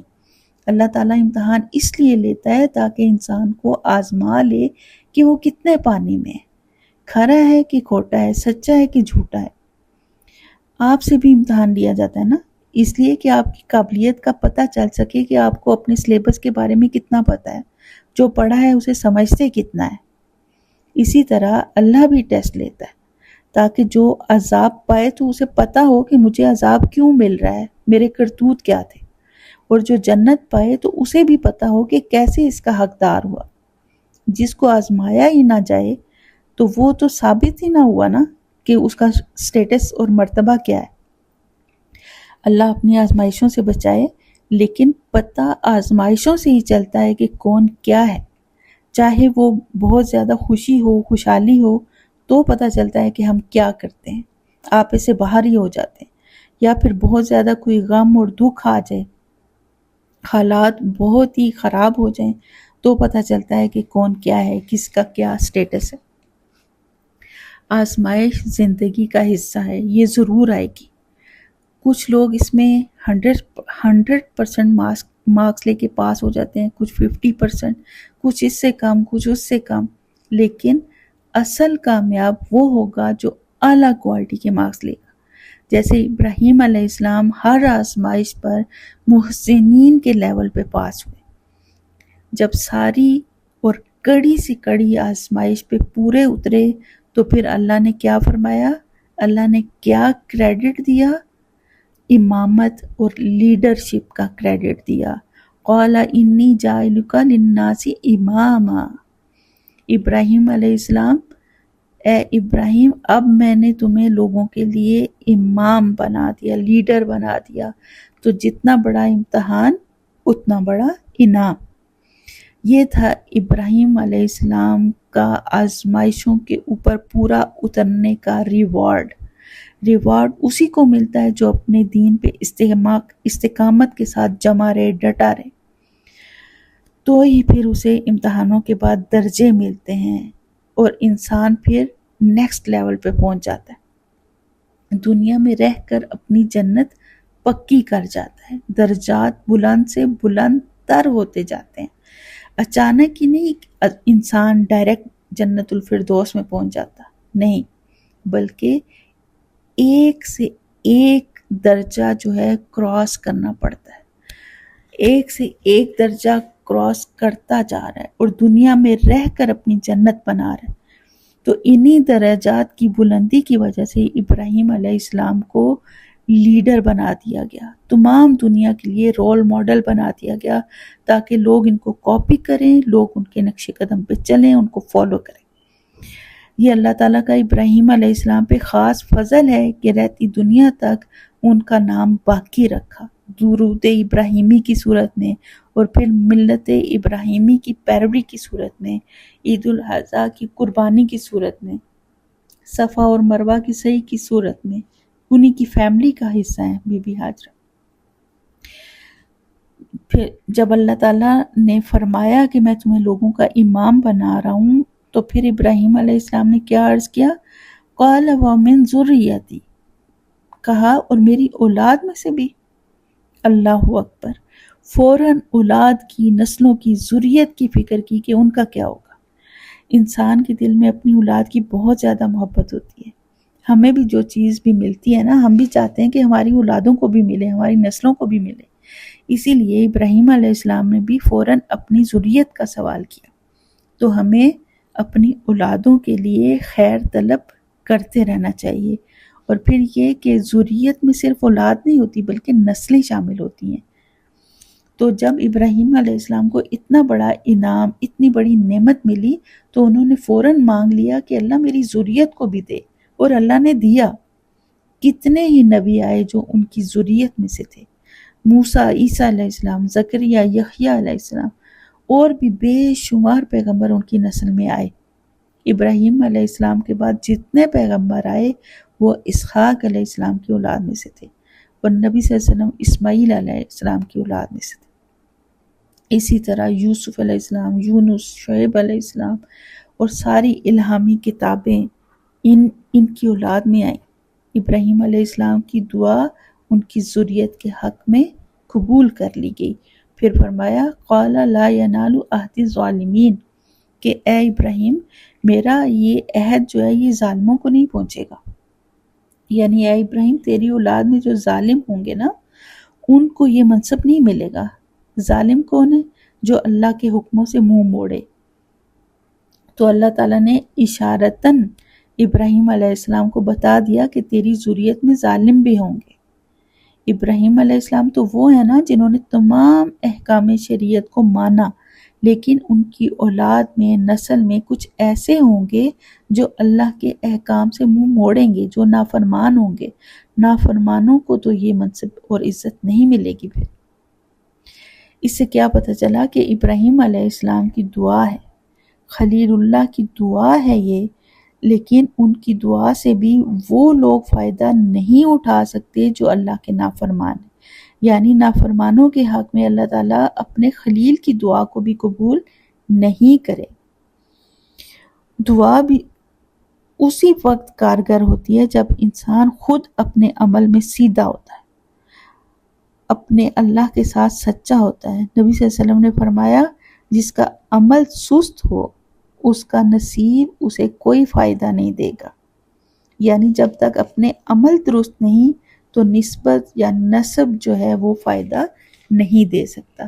ابراہیم علیہ السلام اپنے والد کو نہیں بچا سکے کیونکہ وہ ظالم تھے، شرک کرنے والے تھے، بت پرست تھے اور بت بنانے والے تھے۔ تو دیکھ لیں کہ ابراہیم علیہ السلام کی دعا بھی ان لوگوں کے حق میں قبول نہیں ہوئی جو نافرمان اور ظالم تھے۔ تو فکر کس چیز کی کرنی ہے؟ اپنے اعمال کی درستگی کی۔ اعمال درست ہوں گے تو ہی بیڑا پار ہونا ہے۔ زندگی کا سارا دار و مدار ہی جو ہے وہ درست اعمال پہ ہے۔ فکر آخرت دنیا کی فکروں سے اوپر ہونی چاہیے۔ آگے دیکھیے وَإِذَا جَعَلْنَا الْبَيْتَ مَثَابَةً لِلنَّاسِ وَأَمْنًا، اور جب ہم نے بیت اللہ کو لوگوں کے لیے مرکز بنایا اور امن کی جگہ۔ مصابہ کہتے ہیں لوٹنے کی جگہ۔ ایک یہ اس کا میننگ ہے، یعنی لوگ بار بار اس کی طرف لوٹ کر آئیں گے، لوگوں کا دل اس میں اٹکا رہے گا۔ آپ دیکھ لیں آج کس کے دل میں اس جگہ سے محبت نہیں ہے؟ جو ایک بار وہاں سے ہو کر آتا ہے وہ بار بار وہاں جانا چاہتا ہے۔ اور دنیا کی اور کوئی ایسی جگہ نہیں ہے جہاں اس طرح وارفتگی کے ساتھ لوگ جانا چاہتے ہیں۔ لیکن یہ گھر ایسا ہے جس کی کشش دلوں کو اپنی طرف کھینچتی ہے، انسان بار بار اس کی طرف لوٹتا ہے۔ اللہ نے اسے مصابہ بنایا ہے، ایمان والوں کے دل اس کی طرف کھنچتے ہیں، اور جس کا دل نہیں کھنچتا اسے اپنے ایمان کا جائزہ لینا چاہیے۔ حدیث میں آتا ہے کہ حج اور عمرہ بار بار کرتے رہا کرو، اس لیے کہ یہ گناہوں اور فقر کو مٹاتا ہے۔ گناہوں کو ایسے مٹا دیتا ہے جیسے لوہا آگ میں ڈالا جائے تو وہ اس کی میل کچیل دور ہو جاتی ہے۔ اس طرح حج اور عمرہ انسان کے گناہوں کا میل کچیل دھو دیتا ہے۔ تو یہ بار بار جانے کی جگہ ہے، مثابہ ہے۔ پھر نمبر دوسرا مطلب اس کا مثابہ کا مطلب ثواب کی جگہ، یعنی اللہ کے گھر میں حرم کعبہ میں ایک نماز کا ثواب 1,00,000 نمازوں کے برابر ہوتا ہے۔ آپ سوچیں، روئے زمین پر اور کوئی ایسی جگہ نہیں ہے جس میں نماز پڑھنے کا اس قدر ثواب حاصل ہو سکے۔ یعنی آپ وہاں کس لیے جا رہے ہیں؟ ثواب کمانے کے لیے، نیکیاں کمانے کے لیے۔ پھر طواف کے ایک ایک قدم کے اوپر ایک ایک گناہ مٹایا جا رہا ہے اور ایک ایک نیکی لکھی جا رہی ہے، ایک ایک درجہ جو ہے وہ بلند ہو رہا ہے۔ ایک طواف مکمل کرنے پر ایک غلام آزاد کرنے کا ثواب مل رہا ہے، اور طواف تو حرم کعبہ کے سوا اور کہیں ہے ہی نہیں، تو کتنی ہی زیادہ معتبر اور بابرکت جگہ ہے اللہ کا گھر۔ تو یہ مثابۃ للناس ہے۔ دل میں اس چیز کی تڑپ اور لگن ہونی چاہیے کہ وہاں جائیں اور اپنی نیکیاں بڑھائیں۔ اور پھر وَأَمْنًا، امن کی جگہ بھی ہے وہ، اللہ تعالیٰ نے اس کو امن کی جگہ بنایا۔ وَاتَّخِذُوا، اور بنا لو، مِن مقام ابراہیم مصلی، مقام ابراہیم کو مصلی بنا لو۔ مقام ابراہیم کون سی جگہ ہے؟ وہ پتھر جس کے اوپر کھڑے ہو کر ابراہیم علیہ السلام کعبۃ اللہ کو بلڈ کر رہے تھے، اس کو مقام ابراہیم کہتے ہیں۔ عمر بن خطاب نے اس خواہش کا اظہار کیا تھا کہ میرا دل کرتا ہے، نبی صلی اللہ علیہ وسلم سے فرمایا، نبی صلی اللہ علیہ وسلم سے کہا تھا حضرت عمر نے کہ میرا دل کرتا ہے کہ ہم مقام ابراہیم کو مصلی بنا لیں۔ تو اللہ تعالیٰ نے اس کو رہتی دنیا تک کے لیے حکم بنا کر قرآن کریم میں نازل فرما دیا۔ تو یہ موافقات عمر میں سے ہے۔ کئی ایسے احکامات ہیں جو عمر رضی اللہ عنہ کی خواہش کے مطابق ایز اٹ از اللہ کی طرف سے قرآن کریم میں ایز اے حکم نازل کر دیے گئے، جنہیں موافقات عمر کا نام دیا گیا۔ عمر رضی اللہ عنہ کی شان دیکھیے، کس قدر جلیل القدر صحابی ہیں، جن کے بارے میں نبی صلی اللہ علیہ وسلم نے فرمایا تھا کہ میرے بعد اگر کوئی نبی ہوتا تو وہ عمر ہوتا۔ تو اللہ تعالیٰ نے مقام ابراہیم کو مصلی بنایا ہے۔ اللہ کس قدر قدردان ہے نا، جیسے دنیا میں بھی کوئی بڑا آدمی ہوتا ہے یا جس کی کوئی قربانی ہوتی ہے، کوئی اہم کارنامہ ہوتا ہے، تو اس کے نام کی کوئی روڈ بنا دی جاتی ہے، کسی جگہ کو اس کا نام دے دیا جاتا ہے، اس کے نام کے ساتھ اسے منسوب کر دیا جاتا ہے۔ تو اللہ تعالیٰ نے اپنے محبوب بندے، اپنے خلیل ابراہیم کے نام پہ یہ مقام ابراہیم بنا کر اس کو ابراہیم علیہ السلام کے نام کے ساتھ منسوب کر دیا۔ جس پتھر پہ کھڑے ہو کر ابراہیم علیہ السلام نے کعبۃ اللہ کو تعمیر کیا وہ جنت کا پتھر تھا، اور اللہ تعالیٰ نے اس پتھر کو یہ صلاحیت عطا فرمائی تھی کہ یہ ضرورت کے مطابق اونچا نیچا ہو سکتا تھا، تاکہ ابراہیم علیہ السلام کا ہاتھ آسانی سے پہنچ سکے اور انہیں کوئی دقت نہ ہو دیواروں پہ ہاتھ پہنچنے میں۔ ایسے ہوتے ہیں پھر یاروں کے یار۔ اس طرح پھر انہوں نے دیواریں بلند کی، یہ اللہ تعالیٰ کی طرف سے معجزہ تھا۔ اور پھر یہ کہ اس پتھر کے اوپر اللہ تعالیٰ نے ابراہیم علیہ السلام کے پیروں کے نشان جو ہیں وہ نقش کر دیے، جو آج بھی ہم دیکھ سکتے ہیں۔ وہ ابراہیم جنہوں نے اپنی زندگی اللہ کے لیے وقف کی ہوئی تھی، اللہ کے کسی حکم پہ کبھی چوں چرا نہیں کی، ہر حکم پہ، مشکل سے مشکل حکم پہ بھی سر تسلیم خم کیا، اپنے آپ کو اللہ کے سپرد کر دیا۔ اور پھر اللہ نے بھی کس طرح ان کی قدردانی فرمائی کہ ان کے پیروں کی جگہ کو بھی کتنی عزت افزائی عطا فرمائی کہ اس کو نماز کی جگہ قرار دے دیا۔ ایسا اللہ نے عزت سے قبول کیا انہیں۔ تو ہمیشہ یاد رکھیں کہ اللہ بڑا قدردان ہے، وہ کسی کے عمل کو ضائع نہیں ہونے دیتا۔ شرط کیا ہے کہ خالص اللہ کے لیے کیا گیا ہو عمل اور سنت کے مطابق کیا گیا ہو، پھر وہ قبول ہی قبول ہے، وہ پھر ضائع نہیں ہو سکتا۔ اس کو اس طرح سمجھیں جیسے آپ قرآن کلاس لے رہے ہیں، کلاس لمبی ہو گئی، آپ تھک رہے ہیں، یا پھر رات کو لیٹ نائٹ آپ لیسن یاد کر رہے ہیں، نیند کی قربانی دے رہے ہیں، یا آپ نے قرآن کلاس لینے کی خاطر اپنی کوئی پارٹی چھوڑی ہے، تو آپ کی یہ ساری سچی کوششیں جو ہیں وہ اللہ کی نظر میں ہیں، وہ بیکار نہیں جائیں گی، وہ ضائع نہیں ہوں گی۔ یہ آپ کی محنتیں، یہ آپ کا بیٹھنا، یہ آپ کا تھکنا، یہ آپ کی نیند کی قربانی دینا، یہ ایسے ہی نہیں جائے گا۔ ابراہیم علیہ السلام کی مثال کو دیکھیے، اللہ نے ان کے پاؤں کی جگہ کو اتنا آنریبل بنا دیا کہ وہ رب آپ کی کوششوں کو بھی کبھی ضائع نہیں کرے گا، آپ کی کوششوں کی بھی وہ قدردانی کرے گا۔ جو پاس ہو جاتا ہے نا، اللہ تعالیٰ اس کے ساتھ اس طرح قدردانی والا معاملہ فرماتا ہے۔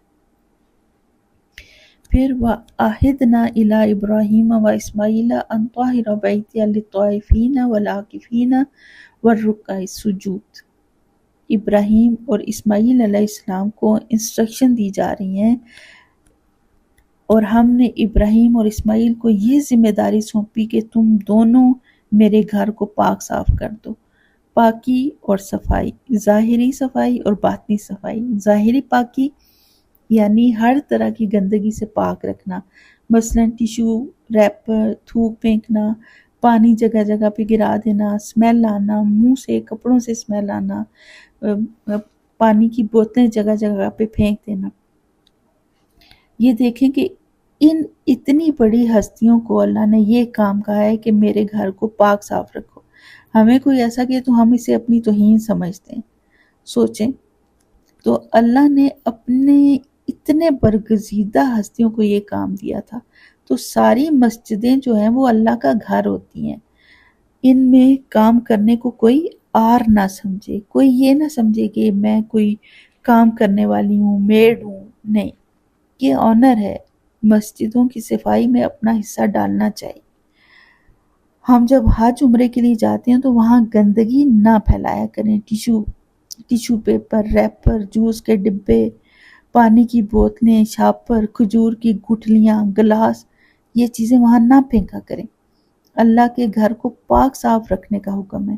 یہ ابراہیم اور اسماعیل علیہ السلام کی سنت ہے، یہ آنر ہے، اسے اپنا آنر سمجھ کر کیا کریں۔ پھر باطنی پاکی، شرک سے پاک، باطل عقائد سے پاک رکھا جائے، یہاں پہ کوئی بدعتیں جو ہیں وہ پروموٹ نہ ہونے دیں، اولیاء اللہ کو سب سے معتبر نہ سمجھا جائے۔ تو یہ ظاہری اور باطنی پاکی جو ہے وہ مقصود ہے، اور یہ کس کے لیے کرو؟ طواف کرنے والوں کے لیے، اعتکاف کرنے والوں کے لیے، اور رکوع اور سجدہ کرنے والوں کے لیے۔ اب دیکھیے طواف کرنے والوں کا، اعتکاف کرنے والوں کا، رکوع اور سجود کرنے والوں کا کتنا بلند مقام ہے۔ تو یہ سب یہاں آنے والے جو ہیں اللہ کی عبادت کر رہے ہیں، یہ اللہ کے مہمان ہیں، تو جب یہ یہاں آئیں تو ان کے لیے آسانیاں پیدا کریں، ان کے لیے اللہ کے گھر کو صاف رکھیں، ایک دوسرے کے لیے خود بھی آسانیاں پیدا کریں۔ سارے کام حکومت کے کرنے کے نہیں ہوتے، اپنی مدد آپ کے تحت بھی بہت کچھ کیا جا سکتا ہے۔ اللہ تعالی ہمیں دین کے شعار کو سمجھنے کی توفیق عطا فرمائے اور ان پر عمل کرنے کی توفیق عطا فرمائے۔ اللہ ہمیں قرآن پاک کا صحیح فہم عطا فرمائے، آمین۔ اللہ آپ سب کا حامی و ناصر۔ السلام علیکم ورحمۃ اللہ وبرکاتہ۔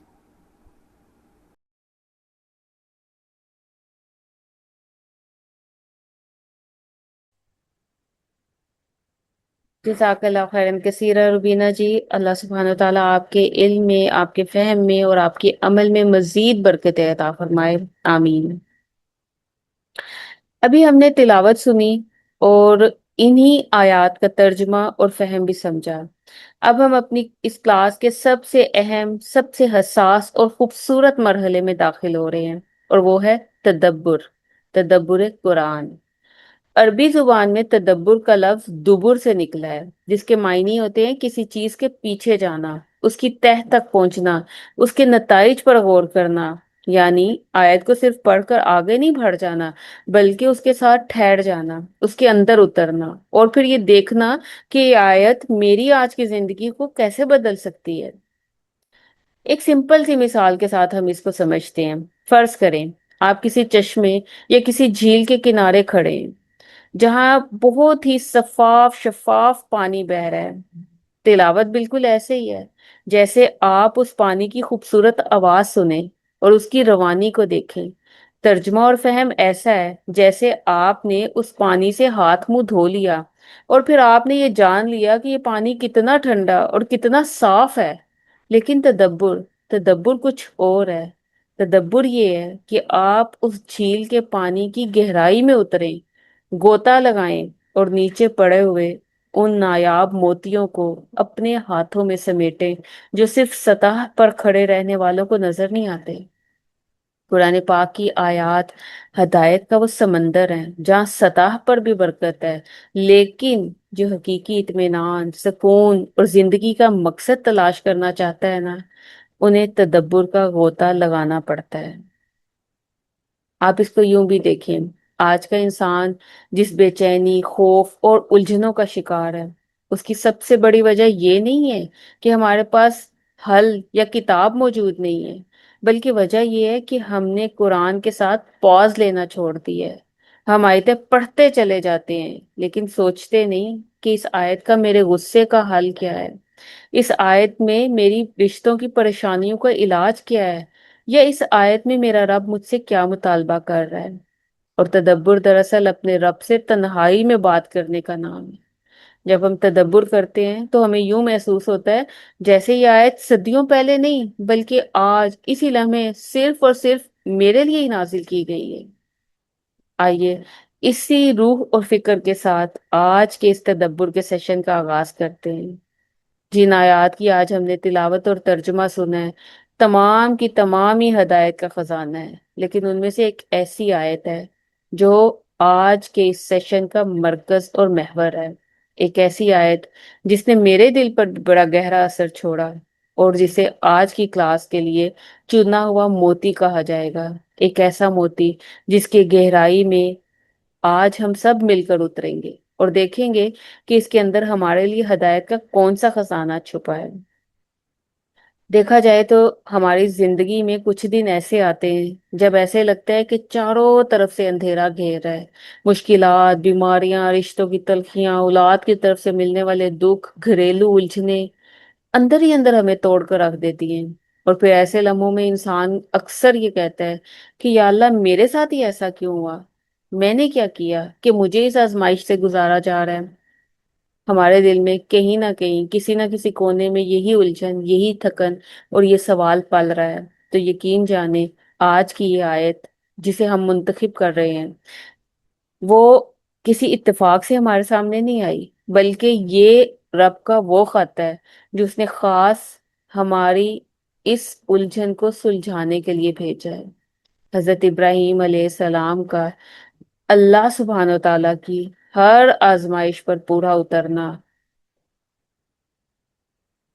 یہی ہے وہ خوبصورت موتی جس کا آج ہم نے انتخاب کی ہے۔ سورت البقرہ کی آیت نمبر 124۔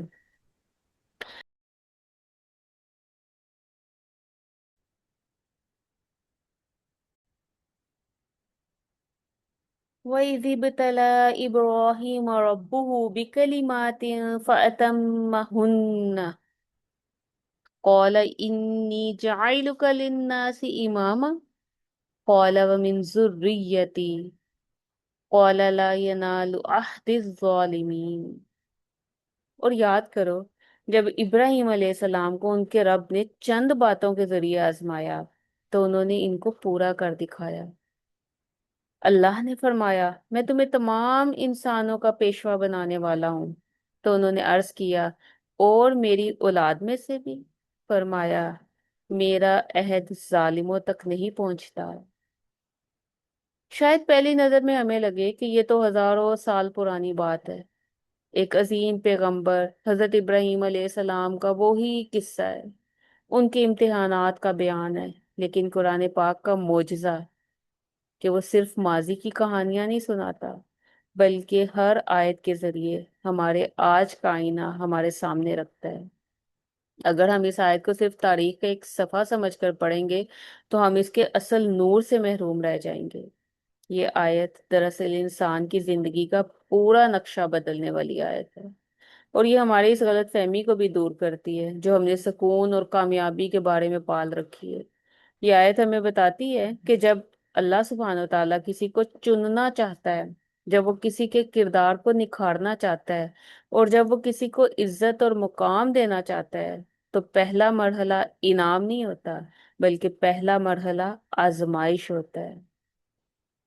تو اس آیت کے الفاظ کی گہرائی میں اتر کر دیکھتے ہیں کہ اللہ سبحانہ تعالیٰ اس ایک آیت کے ذریعے ہماری زندگی، ہمارے دل کے بوجھ، ہماری تربیت اور ہماری نسلی فکر سے کیسے جوڑتا ہے۔ وَإِذِ ابْتَلَىٰ إِبْرَاهِيمَ رَبُّهُ بِكَلِمَاتٍ فَأَتَمَّهُنَّ۔ ذرا ایک ایک لفظ کو کھول کے غور کیجئے۔ اللہ سبحانہ تعالیٰ نے فرمایا ابتلا، آزمایا۔ عربی زبان میں آزمائش کے لیے اور بھی کئی الفاظ آتے ہیں، لیکن ابتلا کا انتخاب کیوں کیا؟ عربی بلاغت میں ابتلا اس آزمائش کو کہتے ہیں جو انسان کے امتحان لے کر اس کے اندر چھپی ہوئی صلاحیتوں اور اس کے کھوٹ کو باہر نکال دے۔ بالکل ایسے ہی جیسے ایک ماہر سونار کچے سونے کو دہکتی ہوئی آگ میں ڈالتا ہے۔ جب سونا آگ میں تپتا ہے تو اس کا سارا کچرا جل کر راکھ ہو جاتا ہے، پھر وہ کندن بن کر باہر نکلتا ہے۔ اور اللہ تعالیٰ ہمیں یہ سکھا رہے ہیں کہ مومن کی زندگی میں آنے والے دکھ، اس کے درد، اس کی مشکلات اسے تباہ کرنے کے لیے نہیں آتی، بلکہ اس کے اندر کے ایمان کو نکھارنے اور اس کو صاف کرنے کے لیے آتی ہیں۔ یہاں ایک سوال پیدا ہوتا ہے کہ اللہ سبحانہ تعالیٰ تو سب جانتے ہیں، پھر آزمائش کیوں کی؟ اللہ کو تو معلوم تھا کہ ابراہیم علیہ السلام کیسے ہیں۔ آزمائش اس لیے نہیں تھی کہ اللہ تعالیٰ جان سکیں، آزمائش اس لیے تھی کہ ابراہیم علیہ السلام کا مقام پوری دنیا کے سامنے ظاہر ہو جائے۔ یہ بالکل ایسے ہی ہے جیسے کسی ٹیچر کو پتا ہوتا ہے کہ یہ اسٹوڈنٹ بہت ہی قابل ہے، لیکن امتحان کے بغیر اس کی قابلیت دنیا پر ثابت نہیں ہوتی۔ اور پھر آگے دیکھیں، اللہ تعالیٰ نے بڑی عجیب انداز اختیار کیا، فرمایا ابتلا ابراہیم، ابراہیم کو آزمایا۔ اور پھر یہاں پر اللہ تعالیٰ نے آزمائشوں کی فہرست نہیں بیان کی۔ قرآن یہ بھی کہہ سکتا تھا آگ میں ڈالا، ہجرت کروائی، اولاد کے بغیر رکھا، بیوی بچے کو ویرانے میں چھوڑنے کا حکم دیا، جوان بیٹے کو قربانی کا حکم دیا، لیکن تفصیل نہیں بیان کی۔ کیوں؟ کیونکہ مقصد آزمائشوں کی تعداد بتانا نہیں تھا، بلکہ مقصد یہ بتانا تھا کہ اللہ کے محبوب ترین بندے کی زندگی بھی امتحانات سے بھری ہوئی تھی۔ اور پھر اللہ نے یہ نہیں فرمایا کہ آزمایا اللہ نے، بلکہ فرمایا ان کے رب نے۔ رب، رب کے معنی ہوتے ہیں تربیت کرنے والا، پالنے والا، چھوٹی سی چیز کو کمال تک پہنچانے والا۔ آپ اس کو یوں سمجھیں جیسے قرآن ہمیں یہ سبق دے رہا ہے کہ جب بھی تمہاری زندگی میں کوئی مشکل آئے، گھریلو ناچاکیاں تمہیں گھیر لیں، کبھی شوہر کی طرف سے تلخی ملے، کبھی اولاد کی تکلیف آئے، بیمار ہو جائے، پریشانی ہو، مالی تنگی کا سامنا ہو، تو یہ مت سوچو کہ کوئی ظالم ہے جو تم پر ظلم کر رہا ہے، بلکہ تمہاری آزمائش ہے، اور وہ کرنے والا تم سے غافل نہیں ہے، وہ تمہارا رب ہے، تم سے بہت محبت کرتا ہے، وہ تمہیں اس دکھ کے ذریعے کسی بہت بڑے درجے کے لیے تیار کر رہا ہے۔ اور پھر دیکھیے نا، اتنے بڑے بڑے امتحانات، وطن چھوڑنا، بیوی بچے کو چھوڑنا، اور پھر صحرا میں چھوڑ آنا، آگ میں کود جانا، بیٹے کی گردن پر چھری چلا دینا، ان بڑے بڑے امتحانات جو کہ پہاڑ جیسے تھے، اللہ نے کیا نام دیا؟ فرمایا بِکَلِمَاتٍ، چند باتیں۔ سبحان اللہ! مومن کے لیے رب کا کتنا ہی بڑا امتحان کیوں نہ ہو، کوئی مصیبت یا بوجھ نہیں ہوتا، بلکہ محبوب کے چند بول، چند احکامات ہی تو ہوتے ہیں جنہیں پورا کرنا ایک مومن کی زندگی کا اصل مقصد ہوتا ہے۔ اور پھر انہوں نے کیا کیا؟ فَأَتَمَّهُنَّ۔ قرآن یہ بھی نہیں کہتا کہ ہاں ہاں انہوں نے ان باتوں پر عمل کر لیا، بلکہ فرمایا پورے کا پورا کمال تک پہنچا کر دکھایا۔ یہ جو شروع کا فا ہے نا، یہ بتاتا ہے کہ حکم ملتے ہی بغیر کسی ہچکچاہٹ، بغیر کسی تاخیر، بغیر کسی سوال کے تعمیل ہوئی، اور اتما، کام میں کوئی نیم دلی نہیں تھی، ادھورا پن نہیں تھا، شکایت نہیں تھی، بلکہ امتحان کا حق ادا کر دیا ہے۔ آج ہم سب اپنا محاسبہ کریں، ہماری اطاعت کیسی ہے؟ ہم عادی اطاعت کے عادی ہو چکے ہیں۔ جو دین ہماری اپنی پسند، اپنی سہولت، ہمارے فیشن اور ہمارے مزاج کے مطابق ہو، ہم اس پر خوشی سے عمل کرتے ہیں۔ لیکن جہاں ہماری اپنی انا آ جائے، جہاں بات آ جائے نند یا ساس سے بدلہ لینے کی، جہاں بات آ جائے پردہ کرنے کی، زبان پر قابو رکھنے کی، غیبتوں والی محفل چھوڑنے کی، وہاں ہم کہتے ہیں یہ مجھ سے نہیں ہو سکتا۔ ابراہیم علیہ السلام کا اسوہ تو ہمیں یہ بتاتا ہے کہ رب کی رضا نیم دلی سے نہیں ملتی۔ جب آزمائش آئے تو شکایت کے بجائے فَأَتَمَّهُنَّ کا مظاہرہ کرنا ہی تو اصل سچی بندگی ہے۔ اور پھر آگے اللہ تعالیٰ نے فرمایا قَالَ إِنِّي جَاعِلُكَ لِلنَّاسِ إِمَامًا، میں تمہیں تمام انسانوں کا پیشوا اور امام بنانے والا ہوں۔ اب اس ایک جملے میں اللہ تعالیٰ نے کائنات کا ایک ابدی اور عالمی قانون بیان کیا۔ آج ہم کیا چاہتے ہیں؟ ہم میں سے ہر ایک یہ چاہتا ہے کہ میرے گھر میں میری عزت ہو، معاشرے میں میرا نام ہو، رشتوں میں کہیں پہ ہم جائیں میری بات کا وزن زیادہ ہو، میری زندگی میں سکون اور کامیابی پہلے آ جائے۔ لیکن اللہ تعالیٰ نے ایک اصول بتا دیا، پہلے امتحان پھر انعام، عزت، اثر و رسوخ، ہدایت۔ ان کی قیادت کبھی تمناؤں یا تمغوں سے نہیں ملتی، بلکہ آزمائش کی بھٹی سے گزر کر حاصل ہوتی ہے۔ جو بھی رات کی تنہائیوں میں اپنوں کی تلخ باتوں پر اور رب کے احکام کی پابندی پر صبر کا امتحان دے گا نا، اللہ تعالیٰ اسے اس کے گھر میں، اس کے خاندان میں اور پھر آخرت میں مقام عزت عطا فرمائے گا، اور ایسی عزت جس کا اس نے گمان بھی نہیں کیا ہوگا۔ لیکن اس سارے منظر کے بعد اگلا موڑ اگلا جملے میں آتا ہے۔ اب ذرا سوچئے، ابراہیم علیہ السلام کو اتنی بڑی بشارت ملی ہے کیا، کہ آپ تمام انسانوں کے امام ہیں، لیڈر ہیں۔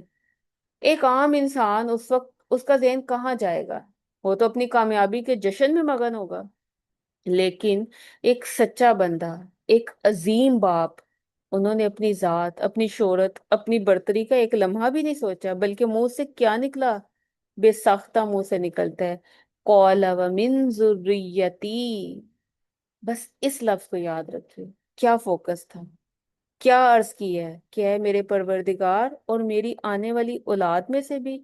یہ جو ذریتی ہے نا، یہ نسل در نسل اولاد کے لیے ہے، صرف ایک نسل نہیں، اپنی، یعنی انہوں نے حضرت اسماعیل اور اسحاق تک بات نہیں کی، بلکہ تا قیامت آنے والی نسل در نسل کے لیے۔ یہ ہے ایک مومن اور ایک مربی کا اصل دل۔ کامیابی کے سب سے بلند مقام پر بھی آنکھوں کے سامنے کون آ رہا ہے؟ آنے والی نسلیں۔ ہم میں سے ہر ایک کو بحیثیت ماں اس چیز کے بارے میں سوچنا چاہیے۔ ہم دن رات اپنی اولاد کے لیے کیا کیا خواب بنتی ہیں۔ ہمارے دل کی دھڑکن کس بات پر تیز ہوتی ہے؟ کیا میرا بیٹا کس بڑے اسکول میں جائے گا؟ میری بیٹی کی شادی کتنے اچھے گھرانے میں ہوگی؟ فلاں میرے بیٹے کا بینک بیلنس کتنا ہوگا؟ دنیاوی فکریں، دنیا کی فکر بری نہیں ہے، لیکن کیا ہم نے کبھی تنہائی میں سجدے میں گر کر ابراہیم علیہ السلام کی طرح تڑپ کر اپنی اولاد کے ایمان، ان کے اخلاق اور رب سے تعلق کی دعائیں مانگی؟ ہم اپنے بچوں کو دنیاوی عہدے دار بنانے کے لیے لاکھوں روپے خرچ کرتے ہیں، سالوں کی محنت لگاتے ہیں، لیکن کیا انہیں اللہ والا بنانے کے فکر کرتے ہیں؟ ماں کی گود کا سب سے بڑا خواب اس کی نسل کا تقوی ہونا چاہیے۔ اور پھر دعا کے جواب میں دیکھیں، اللہ تعالیٰ نے جو آخری جملہ فرمایا ہے نا، وہ ہمارے غرور اور ہمارے زوم کے لیے ایک تھپڑ ہے۔ قَالَ لَا يَنَالُ عَهْدِ الظَّالِمِينَ، میرا عہد ظالموں تک نہیں پہنچتا۔ آپ دیکھیں، ابراہیم علیہ السلام نے اولاد کے لیے مانگا تو اللہ تعالیٰ نے فوراً ایک अटल कानून तय कर दिया है कि सिर्फ तुम्हारा बेटा होना या तुम्हारी नस्ल से होना कामयाबी की जमानत नहीं है। जबकि हमारे माशरे का सबसे बड़ा धोखा ही क्या है? हम तो अल्हम्दुलिल्लाह मुसलमान घराने से हैं। हम तो बड़े दीनदार हैं। मेरे जो वालिद हैं वो बहुत बड़े आलिम थे। हम तो सैयद खानदान से हैं। मैं तो फलां खानदान की बहू हूँ। बस यही तो हमारे ज़ोम है। अल्लाह सुब्हानो ताला फरमाते हैं, ये नाम, ये नस्ब, ये खानदानी तारुफ अल्लाह के यहाँ इसकी कोई हैसियत नहीं है। रब का नूर, उसकी रहमत, उसका अहद किसी खानदानी विरासत का नाम नहीं है जो बाप से बेटे को खुद ब खुद मिलता चला जाएगा। रब के यहाँ सिर्फ और सिर्फ किरदार देखा जाता है, पाकीज़ा अमल और तकवा देखा जाता है। कोई इंसान दीनदार घराने में पैदा होकर भी अगर जालिम है, बद इखलाक है, अमल से दूर है, तो अल्लाह का वादा उसके करीब भी नहीं भटकेगा। अब यहाँ पर जरा सोचिए, अगर इब्राहीम अलैहिस्सलाम अपने बच्चों की फिक्र कर रहे हैं, जुर्रियती, और यही हमारा तदब्बुर का मेन पॉइंट होगा। उससे पहले भी हमने देखा आजमाइश आएगी, आजमाइश पर सब्र और नाउमीद नहीं होना। और जब कोई लीडरशिप मिले तो किसकी फिक्र करनी है? औलाद की, नस्लों की। और ये इब्राहीम अलैहिस्सलाम की अजीम कुर्बानी है। अब देखें, अब सवाल ये पैदा होता है कि आखिर औलाद के बारे में फिक्र करना इतना अहम क्यों है? क्योंकि औलाद हमारी औलाद नहीं होती। औलाद हमारे बाद आने वाली हमारी कहानी होती है। हम दुनिया से चले जाते हैं लेकिन हमारी तरबियत जिंदा रहती है। और फिर जब हम दुनिया से चले जाते हैं लेकिन हमारी तरबियत जिंदा रहती है, हमारी सोच, हमारी दुआएं जिंदा रहती हैं, और बाज औकात हमारी गफलत भी जिंदा रहती है। आज अगर हम इब्राहिम अलैहिस्सलाम को देखें तो हजारों साल गुजरने के बावजूद उनका असर बाकी है। क्यों? क्योंकि उन्होंने सिर्फ अपनी इस्लाह नहीं की, नस्लों की इस्लाह की फिक्र की। आज हमसे बहुत अहम सवाल है, मैं अपनी औलाद को असल में क्या दे रही हूँ? अब जरा गौर करें तो हम अपने बच्चों के लिए कितनी चीजें जमा करते हैं, कपड़े, खिलौने, तालीम, डिग्रियां, प्रॉपर्टी, बैंक बैलेंस। लेकिन जरा सोचिए, अगर मैं आज इस दुनिया से चली जाऊं तो मेरी औलाद को मुझसे सबसे कीमती विरासत क्या मिलेगी? मेरा घर या मेरा ईमान? मेरा जेवर या मेरी नमाज? मेरी जायदाद या मेरा अल्लाह से ताल्लुक? इब्राहिम अलैहिस्सलाम ने हमें सिखाया कि सबसे बड़ी विरासत माल नहीं, ईमान है। इसीलिए तो कुरान मजीद में बार बार उनकी दुआएं आती हैं, क्योंकि वो सिर्फ अपने लिए दुआ नहीं करते थे, औलाद के लिए, आने वाली नस्लों के लिए दुआ करते थे। और हमें भी सोचने, हम दिन में कितनी मर्तबा औलाद के लिए फिक्रमंद होते हैं? बहुत दफा। लेकिन दुआ कितनी दफा करते हैं? फिक्र और दुआ में बहुत बड़ा डिफरेंस है। फिक्र इंसान को थका देती है, दुआ इंसान को अल्लाह से जोड़ देती है। फिक्र में बेबसी होती है और दुआ में उम्मीद होती है। फिक्र में दिल घबराता है, दुआ में दिल मुतमईन होता है। आज हम सब ये कहते हैं, हमें अपनी औलाद की बहुत फिक्र है, लेकिन क्या ये फिक्र सजदों तक पहुंची? क्या ये फिक्र आंसुओं तक, तहज्जुद तक पहुंच गई? क्योंकि फिक्र अकेली कुछ नहीं है। इब्राहिम अलैहिस्सलाम की फिक्र दुआ बन गई थी। और फिर देखिए, बड़ा ही एक अहम सवाल है, अगर औलाद इतनी अहम है तो फिर आज हमारी नस्लें दीन से दूर दूर क्यों है? उसकी क्या वजूहात है? तो सबसे पहली वजह, हमने कामयाबी की तारीफ ही बदल दी है। हम समझते हैं कामयाब वो बच्चा है जिसके नंबर अच्छे हो, जिसकी इनकम अच्छी हो, जिसकी नौकरी अच्छी हो। हालांकि अल्लाह के नजदीक कामयाब कौन है? जो अल्लाह को पहचान दे। इसीलिए बाज़ औक़ात बच्चे दुनिया में बड़े कामयाब होते हैं लेकिन वो रूहानी तौर पर बड़े गरीब होते हैं। रीडेफिनेशन ऑफ सक्सेस, ये पहली गलती है हमारी। हमने कामयाबी के मियार ही बदल दिए।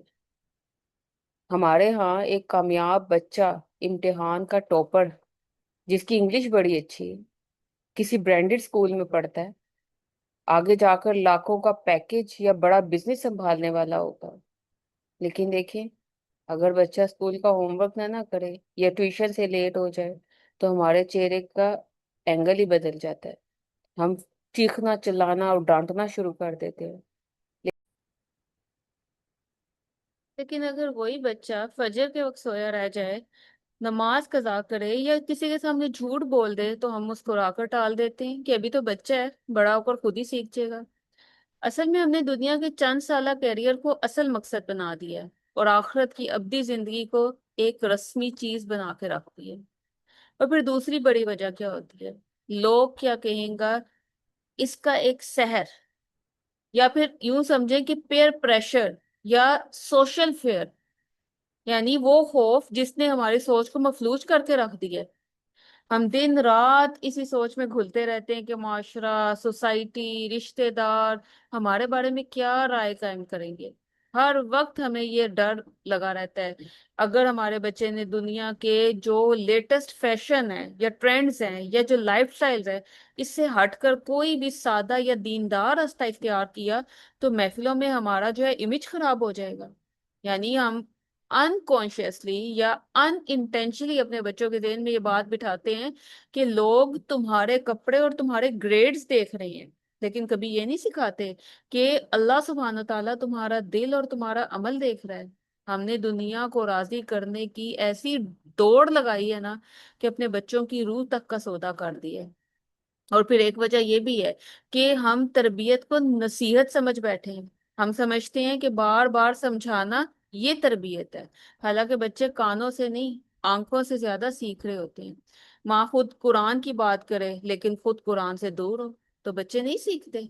माँ जो है वो नमाज की तलकीन करे, लेकिन खुद नमाज जो है वो बेवक्त पढ़ रही हो या बोझ समझ रही हो, डिले करती रहे, तो बच्चे उसका असर नहीं लेते। और अगर माँ अल्लाह की मोहब्बत की बात कर रही है लेकिन खुद दुनिया की मोहब्बत में डूबी हुई है, तो बच्चे असल पैगाम को समझ जाते हैं। वो हमारी जुबान नहीं बल्कि हमारी जिंदगी पढ़ते हैं। और फिर इसके बाद अगली वजह, हमने अपनी औलादों को वक्त देना कम कर दिया है। हम क्या देते हैं? हम सहूलतें देते हैं, लेकिन सोहबत नहीं देते। कमरा देते हैं, मोबाइल देते हैं, इंटरनेट देते हैं, लेकिन अपना वक्त, अपनी अटेंशन नहीं देते। याद रखिए, तरबियत मालूमात से नहीं होती, ताल्लुक से पैदा होती है।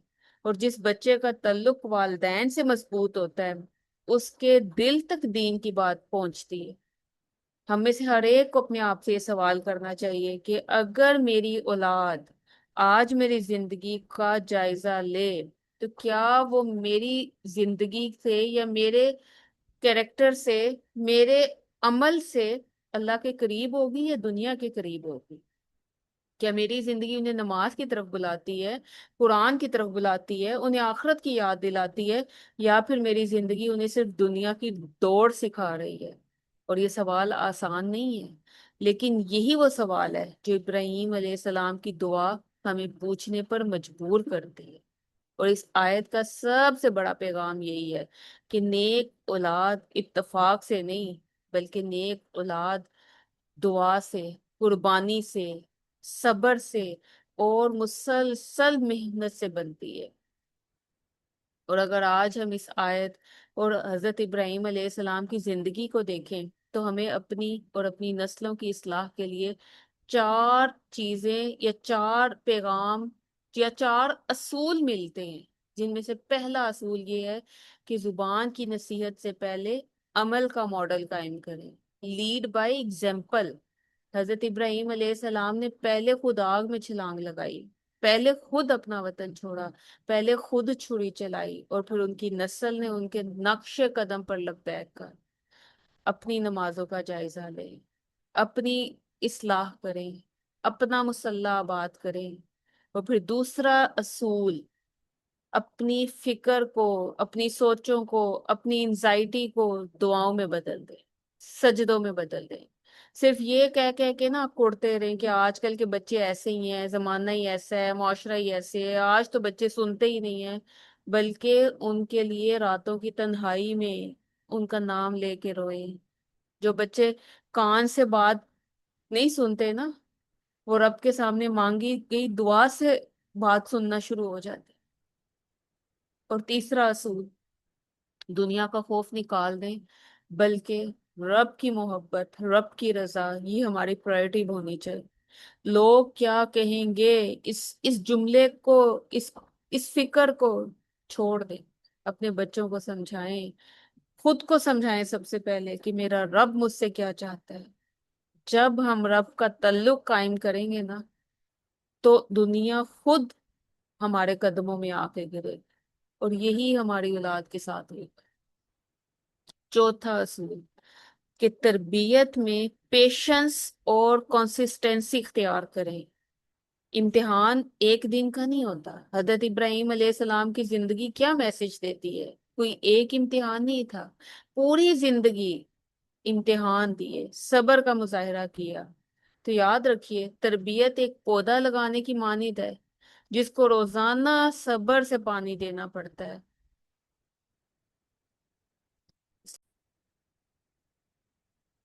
हमें अपने आप से कुछ सवालात करने की जरूरत है। अगर आज मेरी सांस रुक जाए, तो मैं अपने रब के पास कौन से ईमान की मोदी लेकर जा रही हूँ?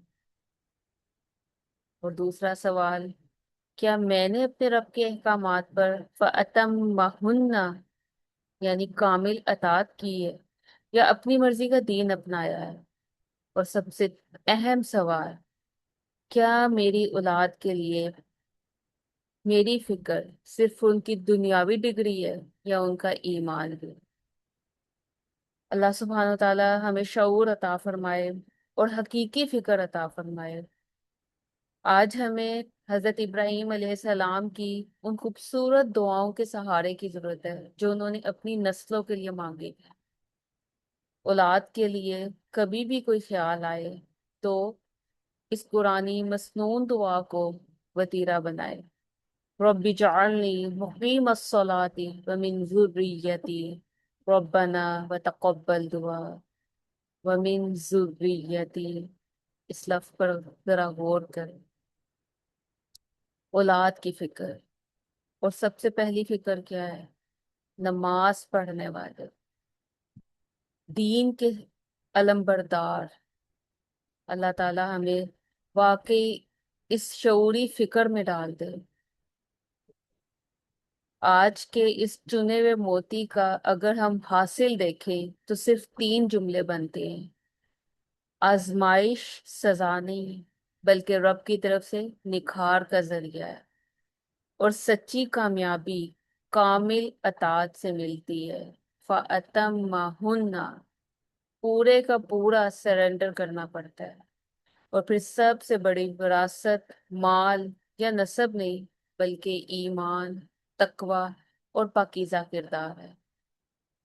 अल्लाह सुब्हानहू तआला से यही दुआ है, या अल्लाह, या अरहमर राहिमीन, तूने जो कुरानी कलाम हमें सुनने और समझने की तौफीक दी, इसके नूर से हमारे दिलों को मुनव्वर फरमा।